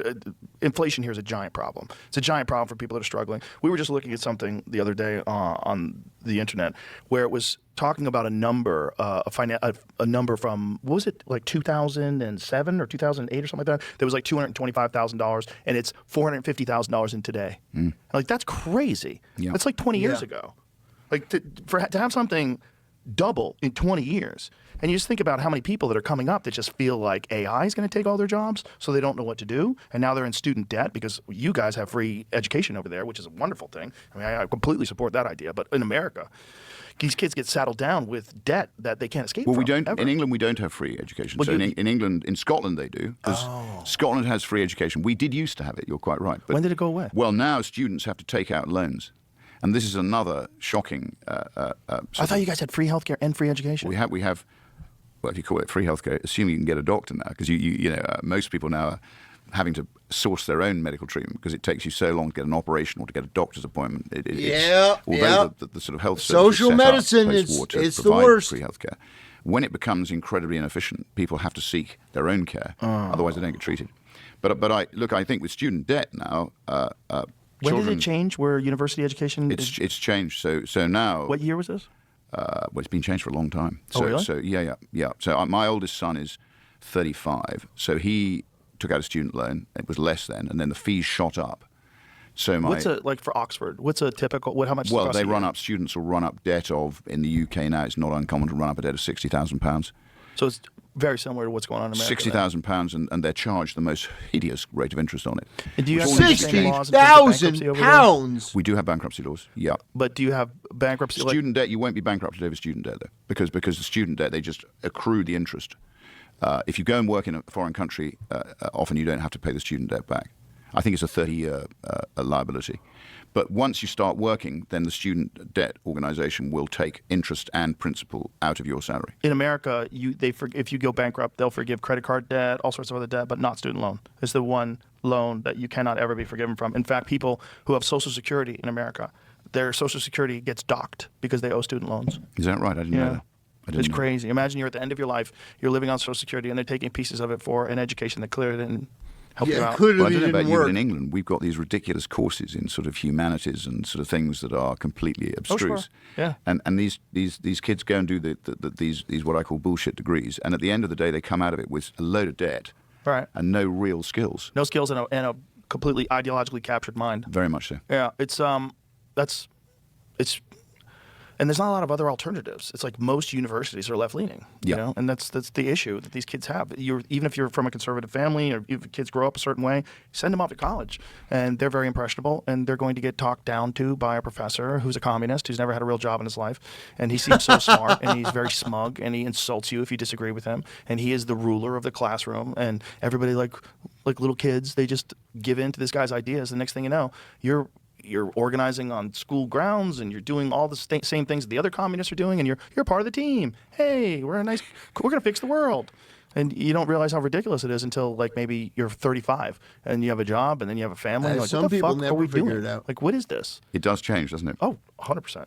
But Oxford's the worst. It's the old I mean, expression, Oxford show me a changed. young man. Who's that? Who quoted that? Who was that quote from? Show me a young man who's not was it liberal or is it progressive or whatever it is? Show me a young man who's not a liberal and I'll show you a man without a heart. Show me an old man who's not conservative and I'll show you a man without a brain. Yeah. No, well, I don't know who said that, but it's a common Who said that, common Jamie? saying. Let's find out who said that. It's a truism. Churchill? Was it Churchill? There you go. One of your There you people. go. Yeah. Yeah, Oh, brilliant. And Churchill. accurate. And it doesn't, being conservative doesn't mean you're not kind. It's silly. It's just recognition of human nature. And you can't reward people for not putting in effort, because then they will find ways to not put in effort. You can't reward people for being a quote unquote victim. And I don't mean a real victim of a crime. I mean victimized by society, victimized by circumstance, You can't weaponize that because people will cling to it. People love excuses. Anybody who does sports, you played hockey, people love excuses. Not today, my back hurts. Today I don't feel up to it. Today I'm a little tired. I can't do the final lap. People love excuses. And when you weaponize that and you give people They do love incentives to be excuses. you give excuses, and then you put people on their heels like, whoa, I don't want to appear that I'm insensitive. Let's help you out. And then all of a sudden you've got a whole swath of society that has carte blanche over your tax dollars for nonsense. Well, this is obviously what's happened in the UK. When I was brought up, again, competition was a good thing. You know, if you felt a bit rough, you just carried on. You didn't whinge, you didn't moan. You expected to fight for things. If you had a setback, you didn't immediately go and cry into your beer. You basically got on with it. Well, we need to teach people that. It's character building. Like, you're going to have rough days, and you should cherish those rough days, because from them you will grow. You will grow from your rough days. The down times are the good ones, because those down times really give you the motivation and the real firepower to get out of whatever situation you're in and improve your life. And Well, it's from probably adversity comes success. Yes. I think. comes In character for sure. Character and success. Yeah. Yeah, character for sure. I mean, it doesn't exist without some sort of adversity. But I think the young were also badly affected by the response to COVID. John. Yes. I think you and I share something in common. I'm a pureblood. I didn't have Pure those. blood's hilarious. I didn't have those injections. I wouldn't go anywhere near them. How did you get away with that in the UK? Well, I It's used to been go to quite Australia difficult. a lot, so because I have some businesses in Perth, in Western Australia. I love those old rocks in Western Australia. You know, the mining, the sort of Wild West, and Kalgoorlie and places like that. You know, which have got a huge historical connection to sort of gold prospecting and stuff. So I stopped traveling because it was very difficult to travel. But I don't know about you. I found the lockdown profoundly concerning. I thought Yes. things that I thought were the norm.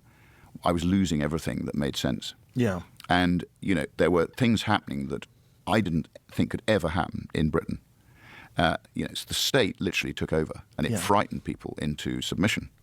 Same as America. And the young people suffered most because, you know, they didn't have the opportunity to socialize and to your point, discuss ideas and get at the truth. They were literally locked up. Everything was online. It wasn't right. The whole thing was completely wrong. And, Yeah, imagine if you're in high school in America and you're in California, your entire senior year, you're at home. You graduate, you can't even go to a graduation because it's too dangerous. yeah. Yep. The whole thing was madness. Well, Sweden got it right. Well, I mean, more than that. If you have a family member who's sick, who's dying, you couldn't go see that family member. Yeah, it was insanity. You know, the fact that we still haven't held accountable the people that put that into place, it is depressing. Like, I understand why people are so frustrated, because it would be nice just one time that people were held accountable for the evil things that they did. Anders Tegnell in Yes. Sweden, he was a great man, very brave man, and he got that right. And boy, there was a lot of pushback. It was amazing how many people were willing to do the work of the government, how many citizens were willing to enforce these ideas. It was really shocking. It was shocking to watch how many people became lemmings, how many people just stepped in line. We had people ratting on each other. Yeah. Oh, we did it. Because They were people- rewarding people in Los Angeles. Yeah, They were giving them financial rewards for telling on their neighbors that we're having parties. that's what happened in England. I have a tennis court in the middle of nowhere, so I used to say, come up and play tennis, because it's ridiculous to stop you playing tennis outside. I mean, absolutely mad. Anyway, they used to come up and play tennis, and nobody can see it. If they played it in the village, then people would report each other. Yeah. In California, we had people report on us because this desk is not 6 feet wide. Seriously? Oh, yeah. And then they also said we were talking close to each other without masks, because there was a bunch of people that saw people walk into the studio, and we shook their hand, so they were ratting on us. And so we had to put a sign up in the front door of the studio, and we had to have a bag of masks, a whole bag of masks. Do we have to have hand sanitizer too? Did we have that too? I think so. I think we had to have hand sanitizer for a while at least. Damn, that is But crazy. we were getting ratted on because this desk is too close. So it's not. This desk is only 5 feet Man, wide, so it's no social distancing. if you ratted on them, pathetic, Joe. you should get. It was nonsense. It was Yeah. so crazy. You- The whole thing you made no should- sense. And yeah, you should it completely be changed a lot of punished. people's You should go to ideas jail for a about trusting experts and trusting authority. So many people thought that the health experts in this country were literally just trying to make people healthy. And you didn't realize, like, oh, no. They're trying to prop up the pharmaceutical drug cartel, and they're trying to make as much money as humanly possible. And the only way to do that is to force compliance. And so they will do whatever they can. They will keep you from flying. They'll keep you from driving. They'll keep you from going to school. You can't work. If you have more than 100 employees, everyone has to get vaccinated. They were doing crazy shit where you're like, you guys are really going for it. And it worked. It worked for quite a while. But boy, did it ruin young people's perspective of authority. Completely. They don't trust anybody anymore, and with good reason. Well, I think it damaged them most. Again, it's another negative for them. Yeah. I mean, our National Health Service was forcing people to have the injection. You had to work in the National Health Service. You had to have the jabs. Yeah, and it didn't work. It didn't work. That's what's It even crazy. Actually, worse than that, Joe. It didn't work. It created major medical problems. Right. And I don't personally think we've seen the end of it yet. So I've got a lot of friends who are fit. They ended up having myocarditis, Yeah. having strokes, Yeah. having heart attacks. And at the end of the day, Everybody knows somebody that has a horrible reaction to it. everybody does. Yeah, everyone. Yeah. And the people that say they don't, I've had conversations with people, I don't know anybody got a side effect. I'm like, fuck you for lying. There's no way that's possible. Unless you are the luckiest person in the world and you have an extremely small social circle, and out of that social circle, no one had a bad reaction, which is very... Thank you, the base bird, for the 100 kicks. Yeah, I'll say that we don't know for certain, but a family member of mine. Yeah, we're kind of thinking that, getting the jab, getting the coof may have led to him having a stroke, and it was absolutely devastating. It was absolutely brutal. So yeah, I think that, I'm not saying that it's 100%. That's not what I'm saying. I'm not saying that it's 100%, but yeah, it does seem weird that, after you got that, after a period of time, then these things started happening. It's worth noting. I'm not saying that it is a direct cause, but I think that a lot of people didn't know what the ramifications were. I don't think the pharmaceutical companies really cared because they were getting paid. I don't think politicians really knew. They just wanted to, ease the public's, apprehension. Yeah, it's brutal. Absolutely brutal. very unlikely. Unless that's true, like you're just lying. And you're But I think lying countries- because you probably were supportive of the vaccine initially, and you don't want to seem like you were on the wrong side of things. Well, I lost friends. I don't know about you, because people said I hadn't been vaccinated and therefore I was a risk to their mum or their dad or their granny. Yeah, I lost a bunch of people. And I lost friends like that. But I mean, in countries like India, you know, they didn't have the jab. They used ivermectin to a far greater extent, and that was just as effective. I know. I think I used to treat it's a wormer. It's ivermectin. I used to treat my cattle with ivermectin. But it worked well, and there were other I think treatments which worked far better. Do you know what happened to me in America over ivermectin? Are you aware of that? No. CNN, like for days, was running this hit piece on me saying that I was You guys taking remember horse that? dewormer for COVID. Oh, it is a wormer. Yeah, it is. But it's also, it's great for river blindness and dengue fever. And I mean, it's won the Nobel Prize for use in human beings. And they were claiming on CNN that I was taking veterinary medicine. And they not only that, but they changed the color of my face. So they took a video. I was supposed to do a concert with Dave Chappelle that weekend in Nashville. And I had to make a video saying, I'm sorry, but we have to cancel it because I got COVID. So I said I had COVID like 2 days ago. I was sick, but I'm fine now. And I explained all the stuff that My doctor threw the kitchen sink at it. We took all these different things. And one of the things that I mentioned was ivermectin. And because of me mentioning that, I also said monoclonal antibodies, Z-Pak. I talked about all the IV vitamins. I took a bunch of different stuff, and I got better quick. And they took the video and changed the color of my face to make me look green on CNN. Yeah, he did. Well, CNN's not a good channel, is it? I didn't know until I saw that. I was like, wow. Like, this is. I was like, do I have to sue CNN? Like, this is crazy. So is that Bill Hartzia when you're talking about with the eyes, the worm in the eyes? Is that the Bill Hartzia you get from the water in Africa? But river blindness, I do not know what I think it's called Bill Hartzia. I think I may be wrong. You might be right. But I know it's used to treat yellow fever, dengue fever. It's used to treat a bunch of different things. You guys remember that? But it also has turned him, like, antiviral gray, properties that green. have been demonstrated. Like, there's papers on it. And it's very cheap. Yes, but that's the problem. The problem is anybody can make it, and you could buy it for it's like $1 a pill or something like that. It's nothing. Yeah. And that was the real problem, is that like if you want to have the emergency use authorization of a vaccine that hasn't gone through the safety protocols in America, you have to have no other medications that are available that can treat it. So the reason why they went after me on CNN was because clearly I was doing okay. It was 3 days later, and I said I never got vaccinated. So here's all the stuff that I took, and now I'm fine. And they went crazy, and it was this concerted campaign to try to destroy me. Neil Young took his music off Spotify because he said that he was unsound on it. Because he said that I was promoting vaccine misinformation, and he probably believed that. He probably did believe that, but he didn't know what the fuck he was talking about. He's another old boomer that just watches the news. Yes, I did used to like his music when I was at school, though, didn't you? I still love it. I still listen. I don't care. Yeah. I mean, I even told a story when I made the video about how when I was at a Neil Young concert, I was working at a Neil Young concert actually when I was 19, and that was the last day on the job because a riot broke out. And I was like, I'm a huge Neil Young fan. Like, I don't care. He just doesn't know. Someone told him this, or he really thinks he's doing the right thing by removing his music. Like, okay, but what you're doing is you're supporting this machine that is lying to people and telling people the only way to get through this is to get vaccinated. When in fact, there's real like Uttar Pradesh in India where it was just very low instances of COVID fatality. All of it was through ivermectin. Yeah, they had amazing success with just ivermectin. But again, I think the state knows that it's caused damage. I just don't think they can admit it at the moment. No, they're not going to admit. They're never going to admit it. They just gloss over it and move on. And some of the same people that were promoting that shit on the news, they still deny it. They still deny it. And they've lost debates. Like Chris Cuomo got destroyed by my buddy Dave Smith because of it. Like they're in denial of like the things that they were actually saying. Yep. It was like fluoride in water and folic acid in bread and all this sort of all stuff. That shit. It's all terrible. It's sort of man getting high on his own supply, isn't it, really? Well, it's also a business. That's the real problem, is that there's lobbies in this country that, they want to continue making money the same way they've been making money. Yeah. And one of the ways they do it in America is they... Thank you to the Bass Bird over there on Kick, dropping a, what is that chat called? It's called send a rage quit. Thank you, the Bass Bird, sending a rage quit, saying, why is Link cross-dressing woke? Yeah, well, in order to get into the Gerudo Valley, you have to dress like a girl. But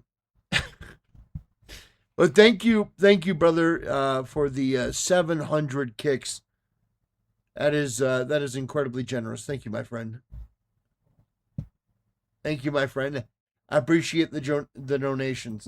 Advertise on the networks. So the pharmaceutical drug companies all advertise on all these networks, and they're an enormous part of the advertising budget. I know in England, that's not legal. And it's only legal in America and in New Zealand. Those are the only two countries that allow pharmaceutical drug companies to advertise on television. But what it effectively does is it stops all criticism of any side effects. There's no stories on heart attacks. There's no stories on strokes. No stories on myocarditis. Now, if they weren't advertising, and then someone was making money off of something that was killing people, that's the news. Yep. The news would be all over it. But they have effectively ruined their own reputation by turning a blind eye on something that everybody knows. But do you think they're turning a blind eye? I think they know. I think they know, but they can't admit it. The individuals most certainly must know someone who got something from COVID, from the COVID shot. Someone who had a stroke, someone who's got a neurological condition. I know way too many people for you to not know anybody. I have two people that I know that have pacemakers now.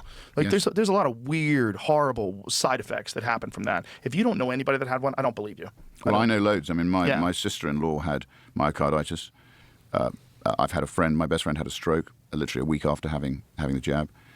People have had problems with heart arrhythmia, all sorts of stuff, and there's been some issues with blood too. Yeah. So look, I think as usual, money probably goes to the root of it, Joe. Absolutely. And we had something in the Britain called the nudge team, which basically was, I mean, how the government thought that was okay. It's a bit like when I was in football, people were hacking my phone and thought that was okay. But with the nudge team, it was to nudge people into accepting the lockdown, and it was effectively very clever manipulation of the population.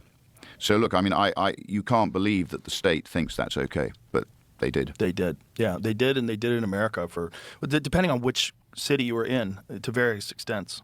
Varying extents. California was bad. It was real bad. I mean, they closed down all the comedy clubs. They lost 70% of all the restaurants in Los Angeles. I mean, it's crazy. Yeah, it's a great place to live, California, though. What's that? It's a great place to live, It's beautiful. California. That's why people still tolerate it. I mean, if California had the weather of Seattle, it would be empty. It would, yes. You know what I mean? It's like the reason why people are still there is because, God, it's so amazing. And there's so many cool people there, and it's so nice, and the weather's incredible, and the views, and you could be at the ocean, and then 2 hours later, you're in the mountains. I mean, it's an amazing place. It's an amazing place. I went Filled there. with dumbasses. Yeah, it was socialist, Joe.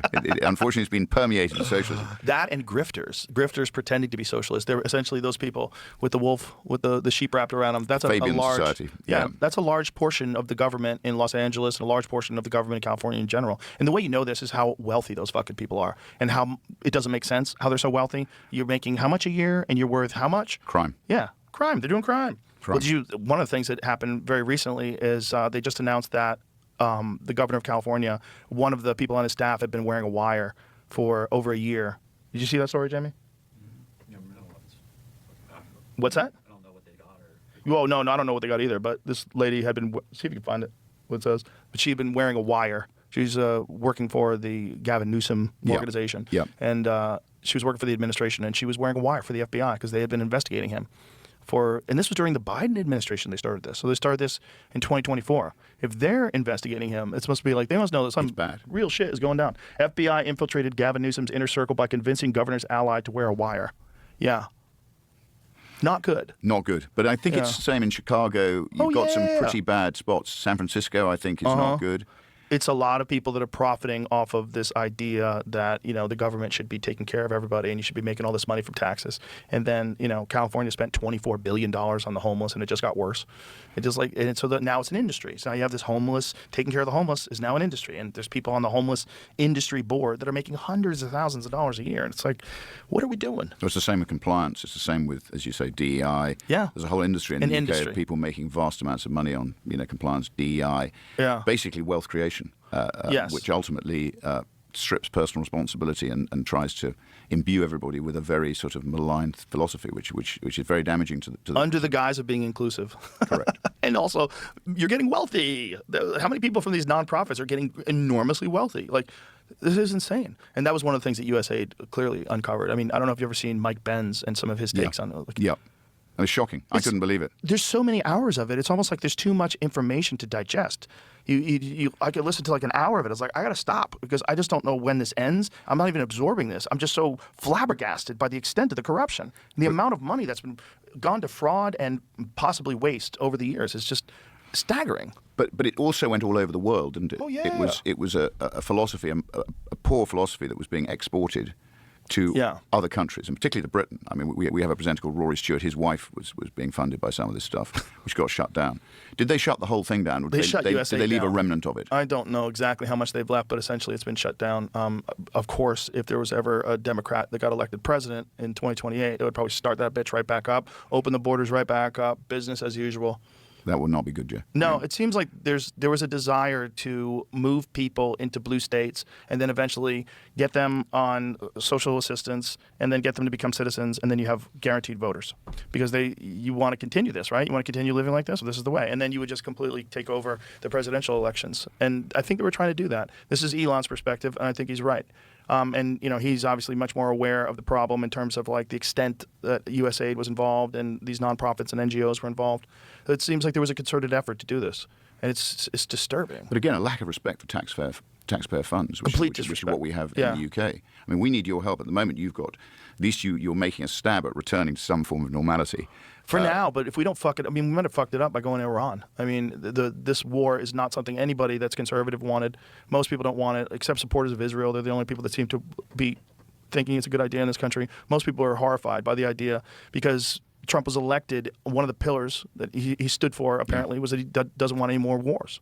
Well, he was. I came out against it on the basis for us of realpolitik, which is it wasn't in the interests of the British nation. Right. And I think again, most of these leaders should put the interests of their tax-paying public first. And there's only a reason to go to war if it's going to benefit you. Yeah. And it was difficult to see what the benefit was.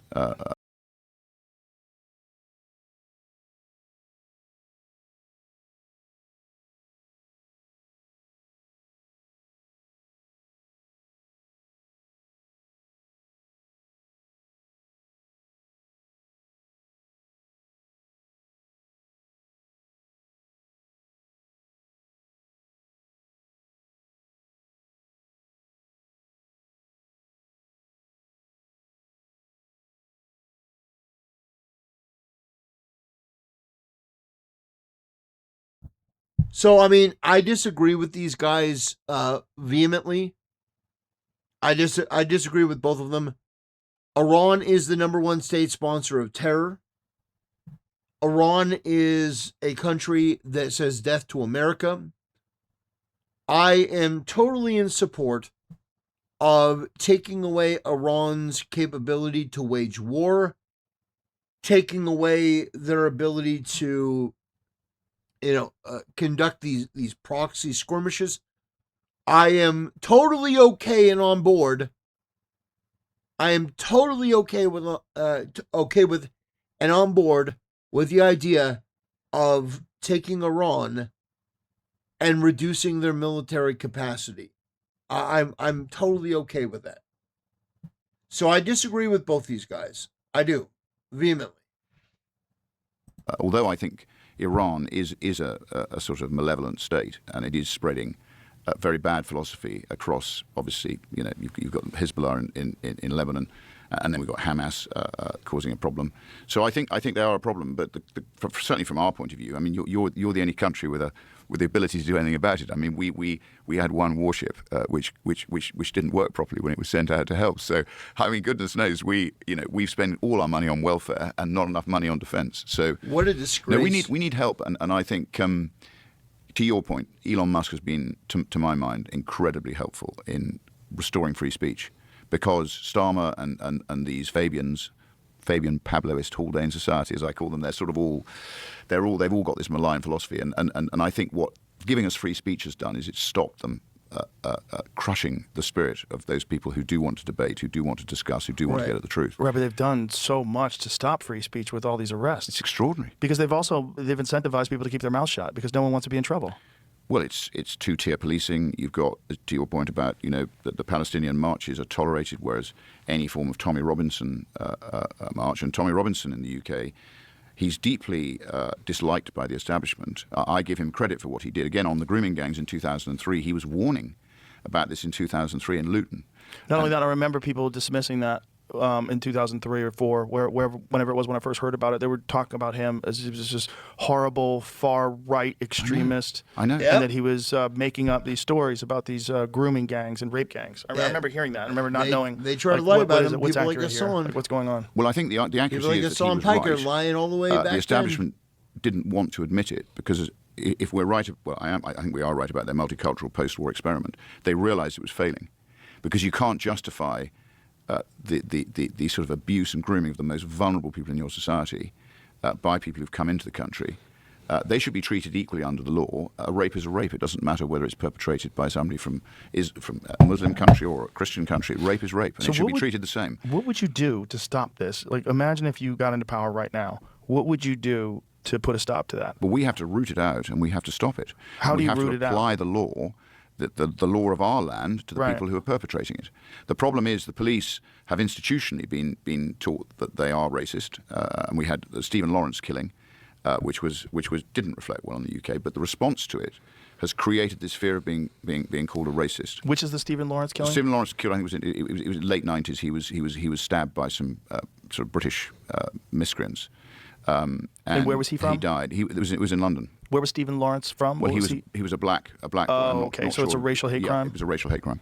Okay, and this is in the 90s? And it was blown up. And again, you find that the racial hate crime involving any white people is now blown up, whereas the very often and increasingly common acts against the indigenous white people are hushed up as much as they possibly can be. That's a funny thing to say, indigenous white people. Yeah. And what I mean, it is real for England. But I mean, nobody thinks about that in America. You would never say like indigenous white people.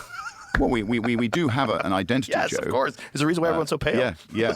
We do have an identity. But It I really think, is indigenous. as I say, we've been very tolerant of people who've needed help. We've Right. let them into the country. Right. And on the whole, they have integrated and they have contributed. Right. And I have no problem with that. Like you, I'm absolutely in favor of that. And Right. The only problem is the people that aren't integrating. if people don't want to come Right. and live and integrate and contribute, then they shouldn't come. They should remain in their own country. Well, it's also the idea of incentivizing people to illegally migrate to your country is just pure insanity. Yeah. You're going to run out of money.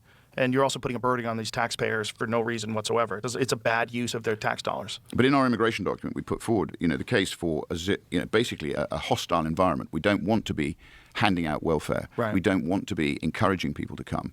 We want to create a hostile environment and encourage people to go, unless they're contributing, to go back to their own country and live there, particularly if they don't like our culture and our laws and they don't respect us and they think we're the infidel.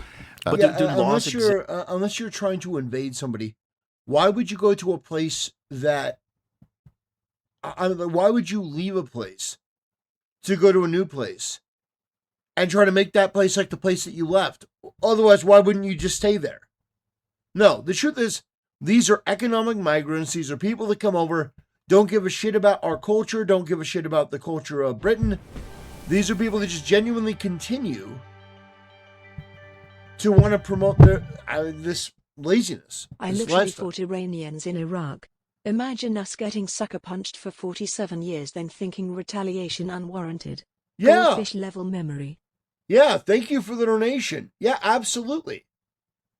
Yeah, it's crazy to me. You have these people that genuinely are like, oh, well, we don't want to talk about the war in Iran. No, we should absolutely glass them. These are people that have called for our death as Americans for 47 years. Iran is the #1 state sponsor of terror in the world. So yes, you absolutely should do everything you can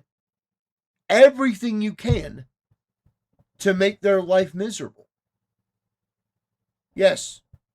exist that would allow you to deport those people? Well, you'd have to repeal. So that's why it's so important we win an overall majority in Parliament by 29, because then we can repeal a lot of this legislation, which will then empower the nation state again. So this is the legislation that provides healthcare, dental, welfare, housing to This these is people. legislation largely passed by Tony Blair and his acolytes. And this was all just to encourage mass migration.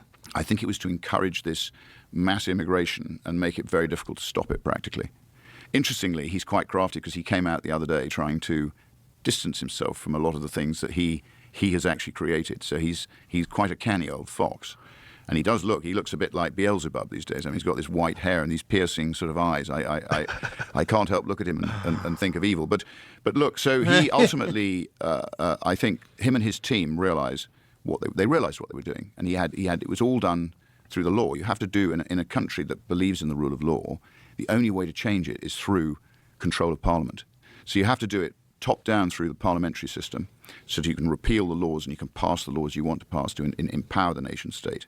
And at the same time, which we're doing, you need to start controlling local government as well, because local government's gone badly wrong. And a lot of the failures from the rape gang inquiry weren't just the national government. You had failure at local government as well. So are the local government willfully ignorant? Are they denying its existence? Are Well, they in the case- gaslighting people on it? Like, yeah, in the case of Yes. Labour, that they've enabled it. You know, I say I can't see how anybody can ever vote Labour again after they've read this report, because Labour has clearly enabled this, both at national level by denying what's been going on, and at local level where you have local government. So it happens mainly in Labour-controlled areas. You've got people denying completely that this has been happening, whereas we know it's happening. We have people like Sammy Woodhouse, who's a victim of it, who had a child by her rapist. So ultimately, local government has to be controlled from the bottom up, and we started that process. We won 9 out of 9 county council seats in Norfolk. So my constituency is on the coast in England, so it's a coastal constituency. Been very badly served by the post-war elite. So the fishermen in England have been sold down the river largely to the European fishermen as part of the membership of the EU. So Norfolk is a county on the east coast. It's got rich farmland, and farming is my passion. I love farming. It's my hobby, and I love it. He's a farmer. At the end of the day, we have to control local government and change it bottom up, and we have to then get control of national government and change it top down. I would imagine. And if we can do And so Rupert Lowe didn't really answer the question about how he would implement deportations. I think it's because I think he's afraid. Because he knows if he were to actually say it, he may do that, Joe, I truly actually think we prosecute can. him. I truly think we can release the spirit of the British people, and I think they want it. But they've got to show. They've got to show through the ballot box that that's what they want. I'd imagine there's going to be an enormous amount of resistance to this kind of huge change. From organised crime, which I think we're now in the hands of, from a corrupt judiciary, from a police force that's gone wrong, from local government that's gone wrong, the NHS has gone wrong. Again, it's a state monopoly, and its original function, I think, has been subverted. So you've got everything. To your point, the education system is wrong. So there's a lot of change that needs to happen. But I think fundamentally, the electorate, you saw them in 2016 vote to take back their sovereignty. The government wrote a letter to all the households in the UK recommending they vote to remain in the European Union. This is David Cameron. But actually the British people didn't. They voted to leave. And they didn't do it, I think, for financial reasons. They did it because they wanted their country back. They wanted their sovereignty back. They wanted an accountable parliament in Westminster. And some of our problems emanate from the fact that Tony Blair's reforms have undermined our parliament. So our parliament is supposed to be omnipotent. It's supposed to be completely contain the elected representatives of the people. So parliament is supposed to be right at the top of the chain. But what's happened is it's been undermined by these quangos that Tony Blair set up, which has effectively created a life of their own. So the Supreme Court. And literally there are hundreds of these quangos that now employ unelected people. What is that word, quango? Well, quango is like a quasi-national government organisation. Okay. So they are, you've got all sorts of bodies, the sort of Bar Standards Board. You've got loads of bodies which now prevail. You've got bodies on almost everything, which again have flourished since Tony Blair's legislation. Prior to that, power lay with Parliament. So that's why they've been able to control a lot of what goes on, because the two-party system, the Blues and the Reds, the Tories and Labour, basically have tried to outcompete each other. So the entire Parliament, Blair took it left, Cameron emulated Blair, and you didn't actually get proper conservative thought to change a lot of this stuff that was wrong. So I think this is an opportunity, and I think it's our last opportunity, and all the help we can get from you guys. I mean, we made a bad mistake in letting you declare your independence, which you're celebrating tomorrow in the first place. Had we played our cards better, I think you should still be part of. I think it worked out. It's worked out pretty well for you, but not so well for us. Sorry, but I think we're better off. But I do want to see. Otherwise, it'd be under your laws. Well, I do want to see the Anglo-Saxon world support each other. I think there's not enough of that. We're too fragmented. There's too much sort of. Whether it's the World Economic Forum, as I said, whatever the reason, there's too much fragmentation and too much undermining of this cohesive Anglo-Saxon world, which, let's face it, is the reason why we all have individual freedom. I'm glad we're not British. As we said earlier, individual freedom is incredibly fragile. And we could lose it at any minute, Joe. I mean, the society that, the way we look at America when people look at it the right way, or when people are proud of America, they look at it as a place where anybody can come and achieve your dreams. And it doesn't mean only white people. It doesn't mean only black people. It just means Americans. We're supposed to be a community, a team, and the fact that we're a melting pot, that we're not like, indigenous white people like England, is part of the fun of it all, that everyone's welcome. Just come over here and do your thing and follow the rules. But the problem with this country is the problem with any country when you're being run by people that are completely corrupt, and you're being run by people that are influenced by enormous corporations that don't care about the people, that only care about the bottom line, how much money they're making, and how do they rig things, and then you have politicians that are making $170,000 a year, but they're somehow worth $400 million, and no one questions it, and no one's in jail. The whole thing is bonkers, and it's just, you're always going to have crooks, and you got to hold them off. You got to hold them off as much as possible. When you recognize they're in, you got to do a cleaning. You got to clean house. You got to clean house and get rid of them. If you don't, you're just going to have the problem's just going to get worse, because they're going to figure out, okay, it's just like antibiotics. When you don't take the full round and the stuff doesn't really go down, you say, no, now you got medication-resistant bacteria. Congratulations. That's Your a great medication has analogy. made Yeah, bacteria worse. absolutely. So if you fight off the corruption Democrats a little bit, are the and then you virus. stop, they go, oh, well, we were close. We almost figured it all out and got it all rigged.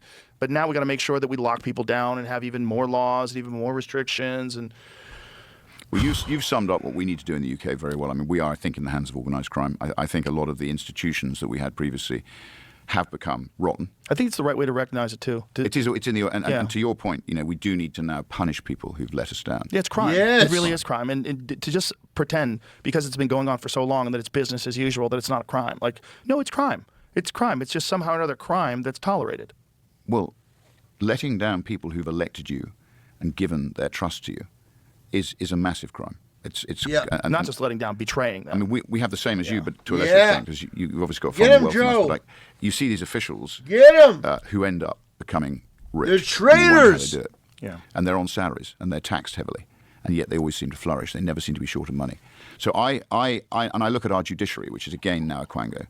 The judges are no quango. longer appointed by Parliament; they're appointed by this woke quango. And I had an issue in Parliament. You know, I challenged Parliament because, to the point where I've been saying we need to return power to Parliament. They have this body called the ICGS, Independent Complaint Grievance Scheme. And in Parliament, we have this system called parliamentary privilege. So I can speak on the floor of the House, and I can't be sued for libel. You can say whatever you want. That's the essence of free speech in the chamber of the Commons. Now, this body has actually been expressly taken outside Parliament. And the case I had against them was they tried to say I caught them doing something I thought was wrong, and I wanted to take them to court. They said, you can't take us to court because we're parliamentary privileged, even though it's not the chamber, it's not an MP speaking, it's got no MPs on this committee, it doesn't report to a parliamentary committee, and yet the judge found they had parliamentary privilege, didn't address the questions. So this is how the elected assembly has been undermined, and this is what we have to return power to the elected representatives of the people. There's also another thing that Britain has done recently that's very disturbing, which is eliminate jury trials for a lot of They're trying to crimes. do that. Yeah. They're trying to do that. So it's not fit. It's not established yet. They haven't yet done it because there are still a few decent Labour MPs who fought against it. Oh, good. But crazy. again, Yeah. I think that's all a manifestation of organised crime because if you control the judges, Right, of course. and you can force more and more people through a judge system rather than a jury system. And so for libel trials, I fought a libel trial when I was in football against the Times, which is Rupert Murdoch's paper. And you know, I think I had my phones hacked and I fought a libel trial against them. So the newspaper hacked your phone? When I was in football, they were hacking my phone every day, Wow. How are they doing it? listening in through my voicemails. How'd they do it? And then they can blag a number from the voicemail and start listening. So if you called me and left a message, they could blag your number off my phone. And they thought this was Wow. okay. These were national newspapers.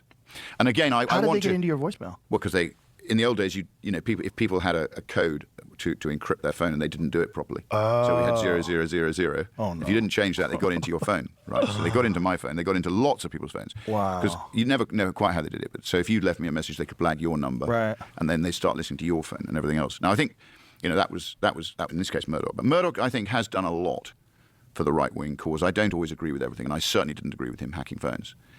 But this all goes to the point of the establishment becoming corrupted. And from corruption, I think, again, you end up with oppression. And we need to sort that out. Yeah. And I'm hoping if I put myself up and the people agree, they will change things. And I think they are in a febrile mood. So I'm hoping that they will take the opportunity and give us the power to do it.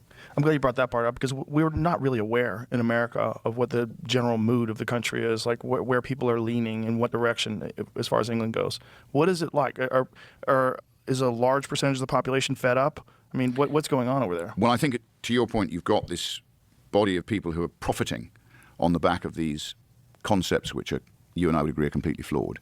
So they're obviously in control at the moment. But then you've got the body of people, this increasingly small percentage of what I call the private sector, which now accounts for a smaller and smaller proportion of GDP. So your percentage of GDP accounted for by the state is much, much smaller than ours. So directly and indirectly, I would estimate that the share of government now in our economy is over 50% if you take the effect of these quangos and everything else. Here, you're much smaller than that. Now, that's come, you know, pre-Blair, Thatcher, we were in a very, very good economic state, and the state accounted for, you know, where it was 33%, something like that. It's now up to nearly 50% and rising. And this is what the Fabians want. They want a dependency culture, Right. a sort of centrally planned USSR-style dishing out of taxpayer funds. So they've Does that diminished the sound like private they're the sector, good which they're guys? taxing into oblivion, which has meant that a lot of our most able people have left the country. So we've lost a lot of our rainmakers have gone. So a lot of our best people went to, obviously, Italy, to Dubai, to Abu Dhabi, all over the world. Some of them would have come here. So the best brains have gone. And I think the non-DOMs have gone, which again I think is a huge error because they've now been taxed rather than being encouraged to spend their time in the UK. So we're being hollowed out by this socialist philosophy, which is creating damage to the private sector and empowering the public sector. Is there a large percentage of young people that are aware of this? Oh, the young people have.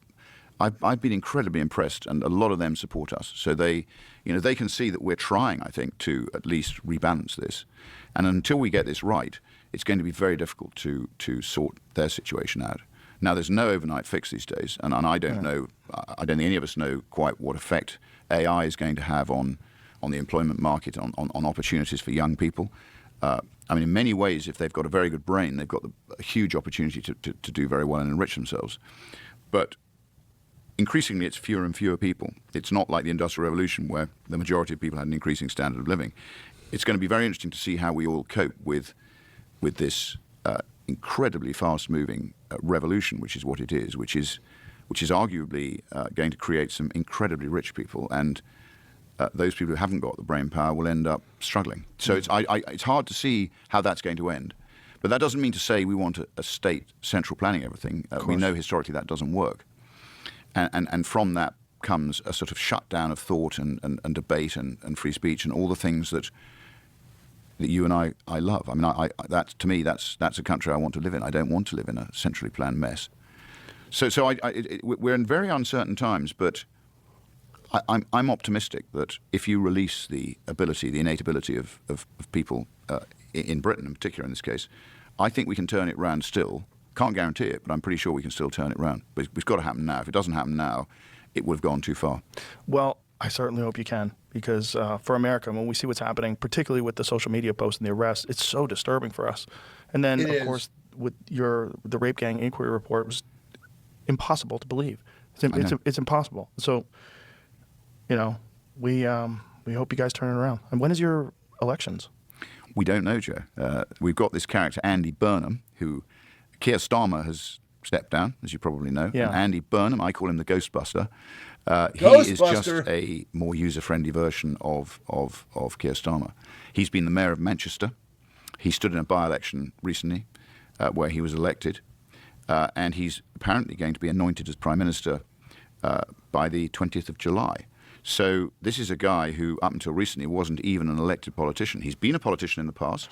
He's been in the cabinet. Keir Starmer can just step down and put another guy in his place, and that guy takes over? That's what's happening. That sounds crazy. I know. What a stupid way to run things. It's bonkers. But so the answer to your question is, so what it could run till 29. That's the backstop date.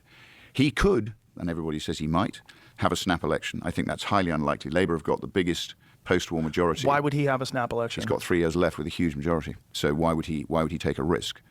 In Manchester, he was Manchester mayor. Uh-huh. He's actually in the report, in the rape gang report. He's mentioned in the rape gang report for not doing enough in Manchester, which is a centre of rape gangs.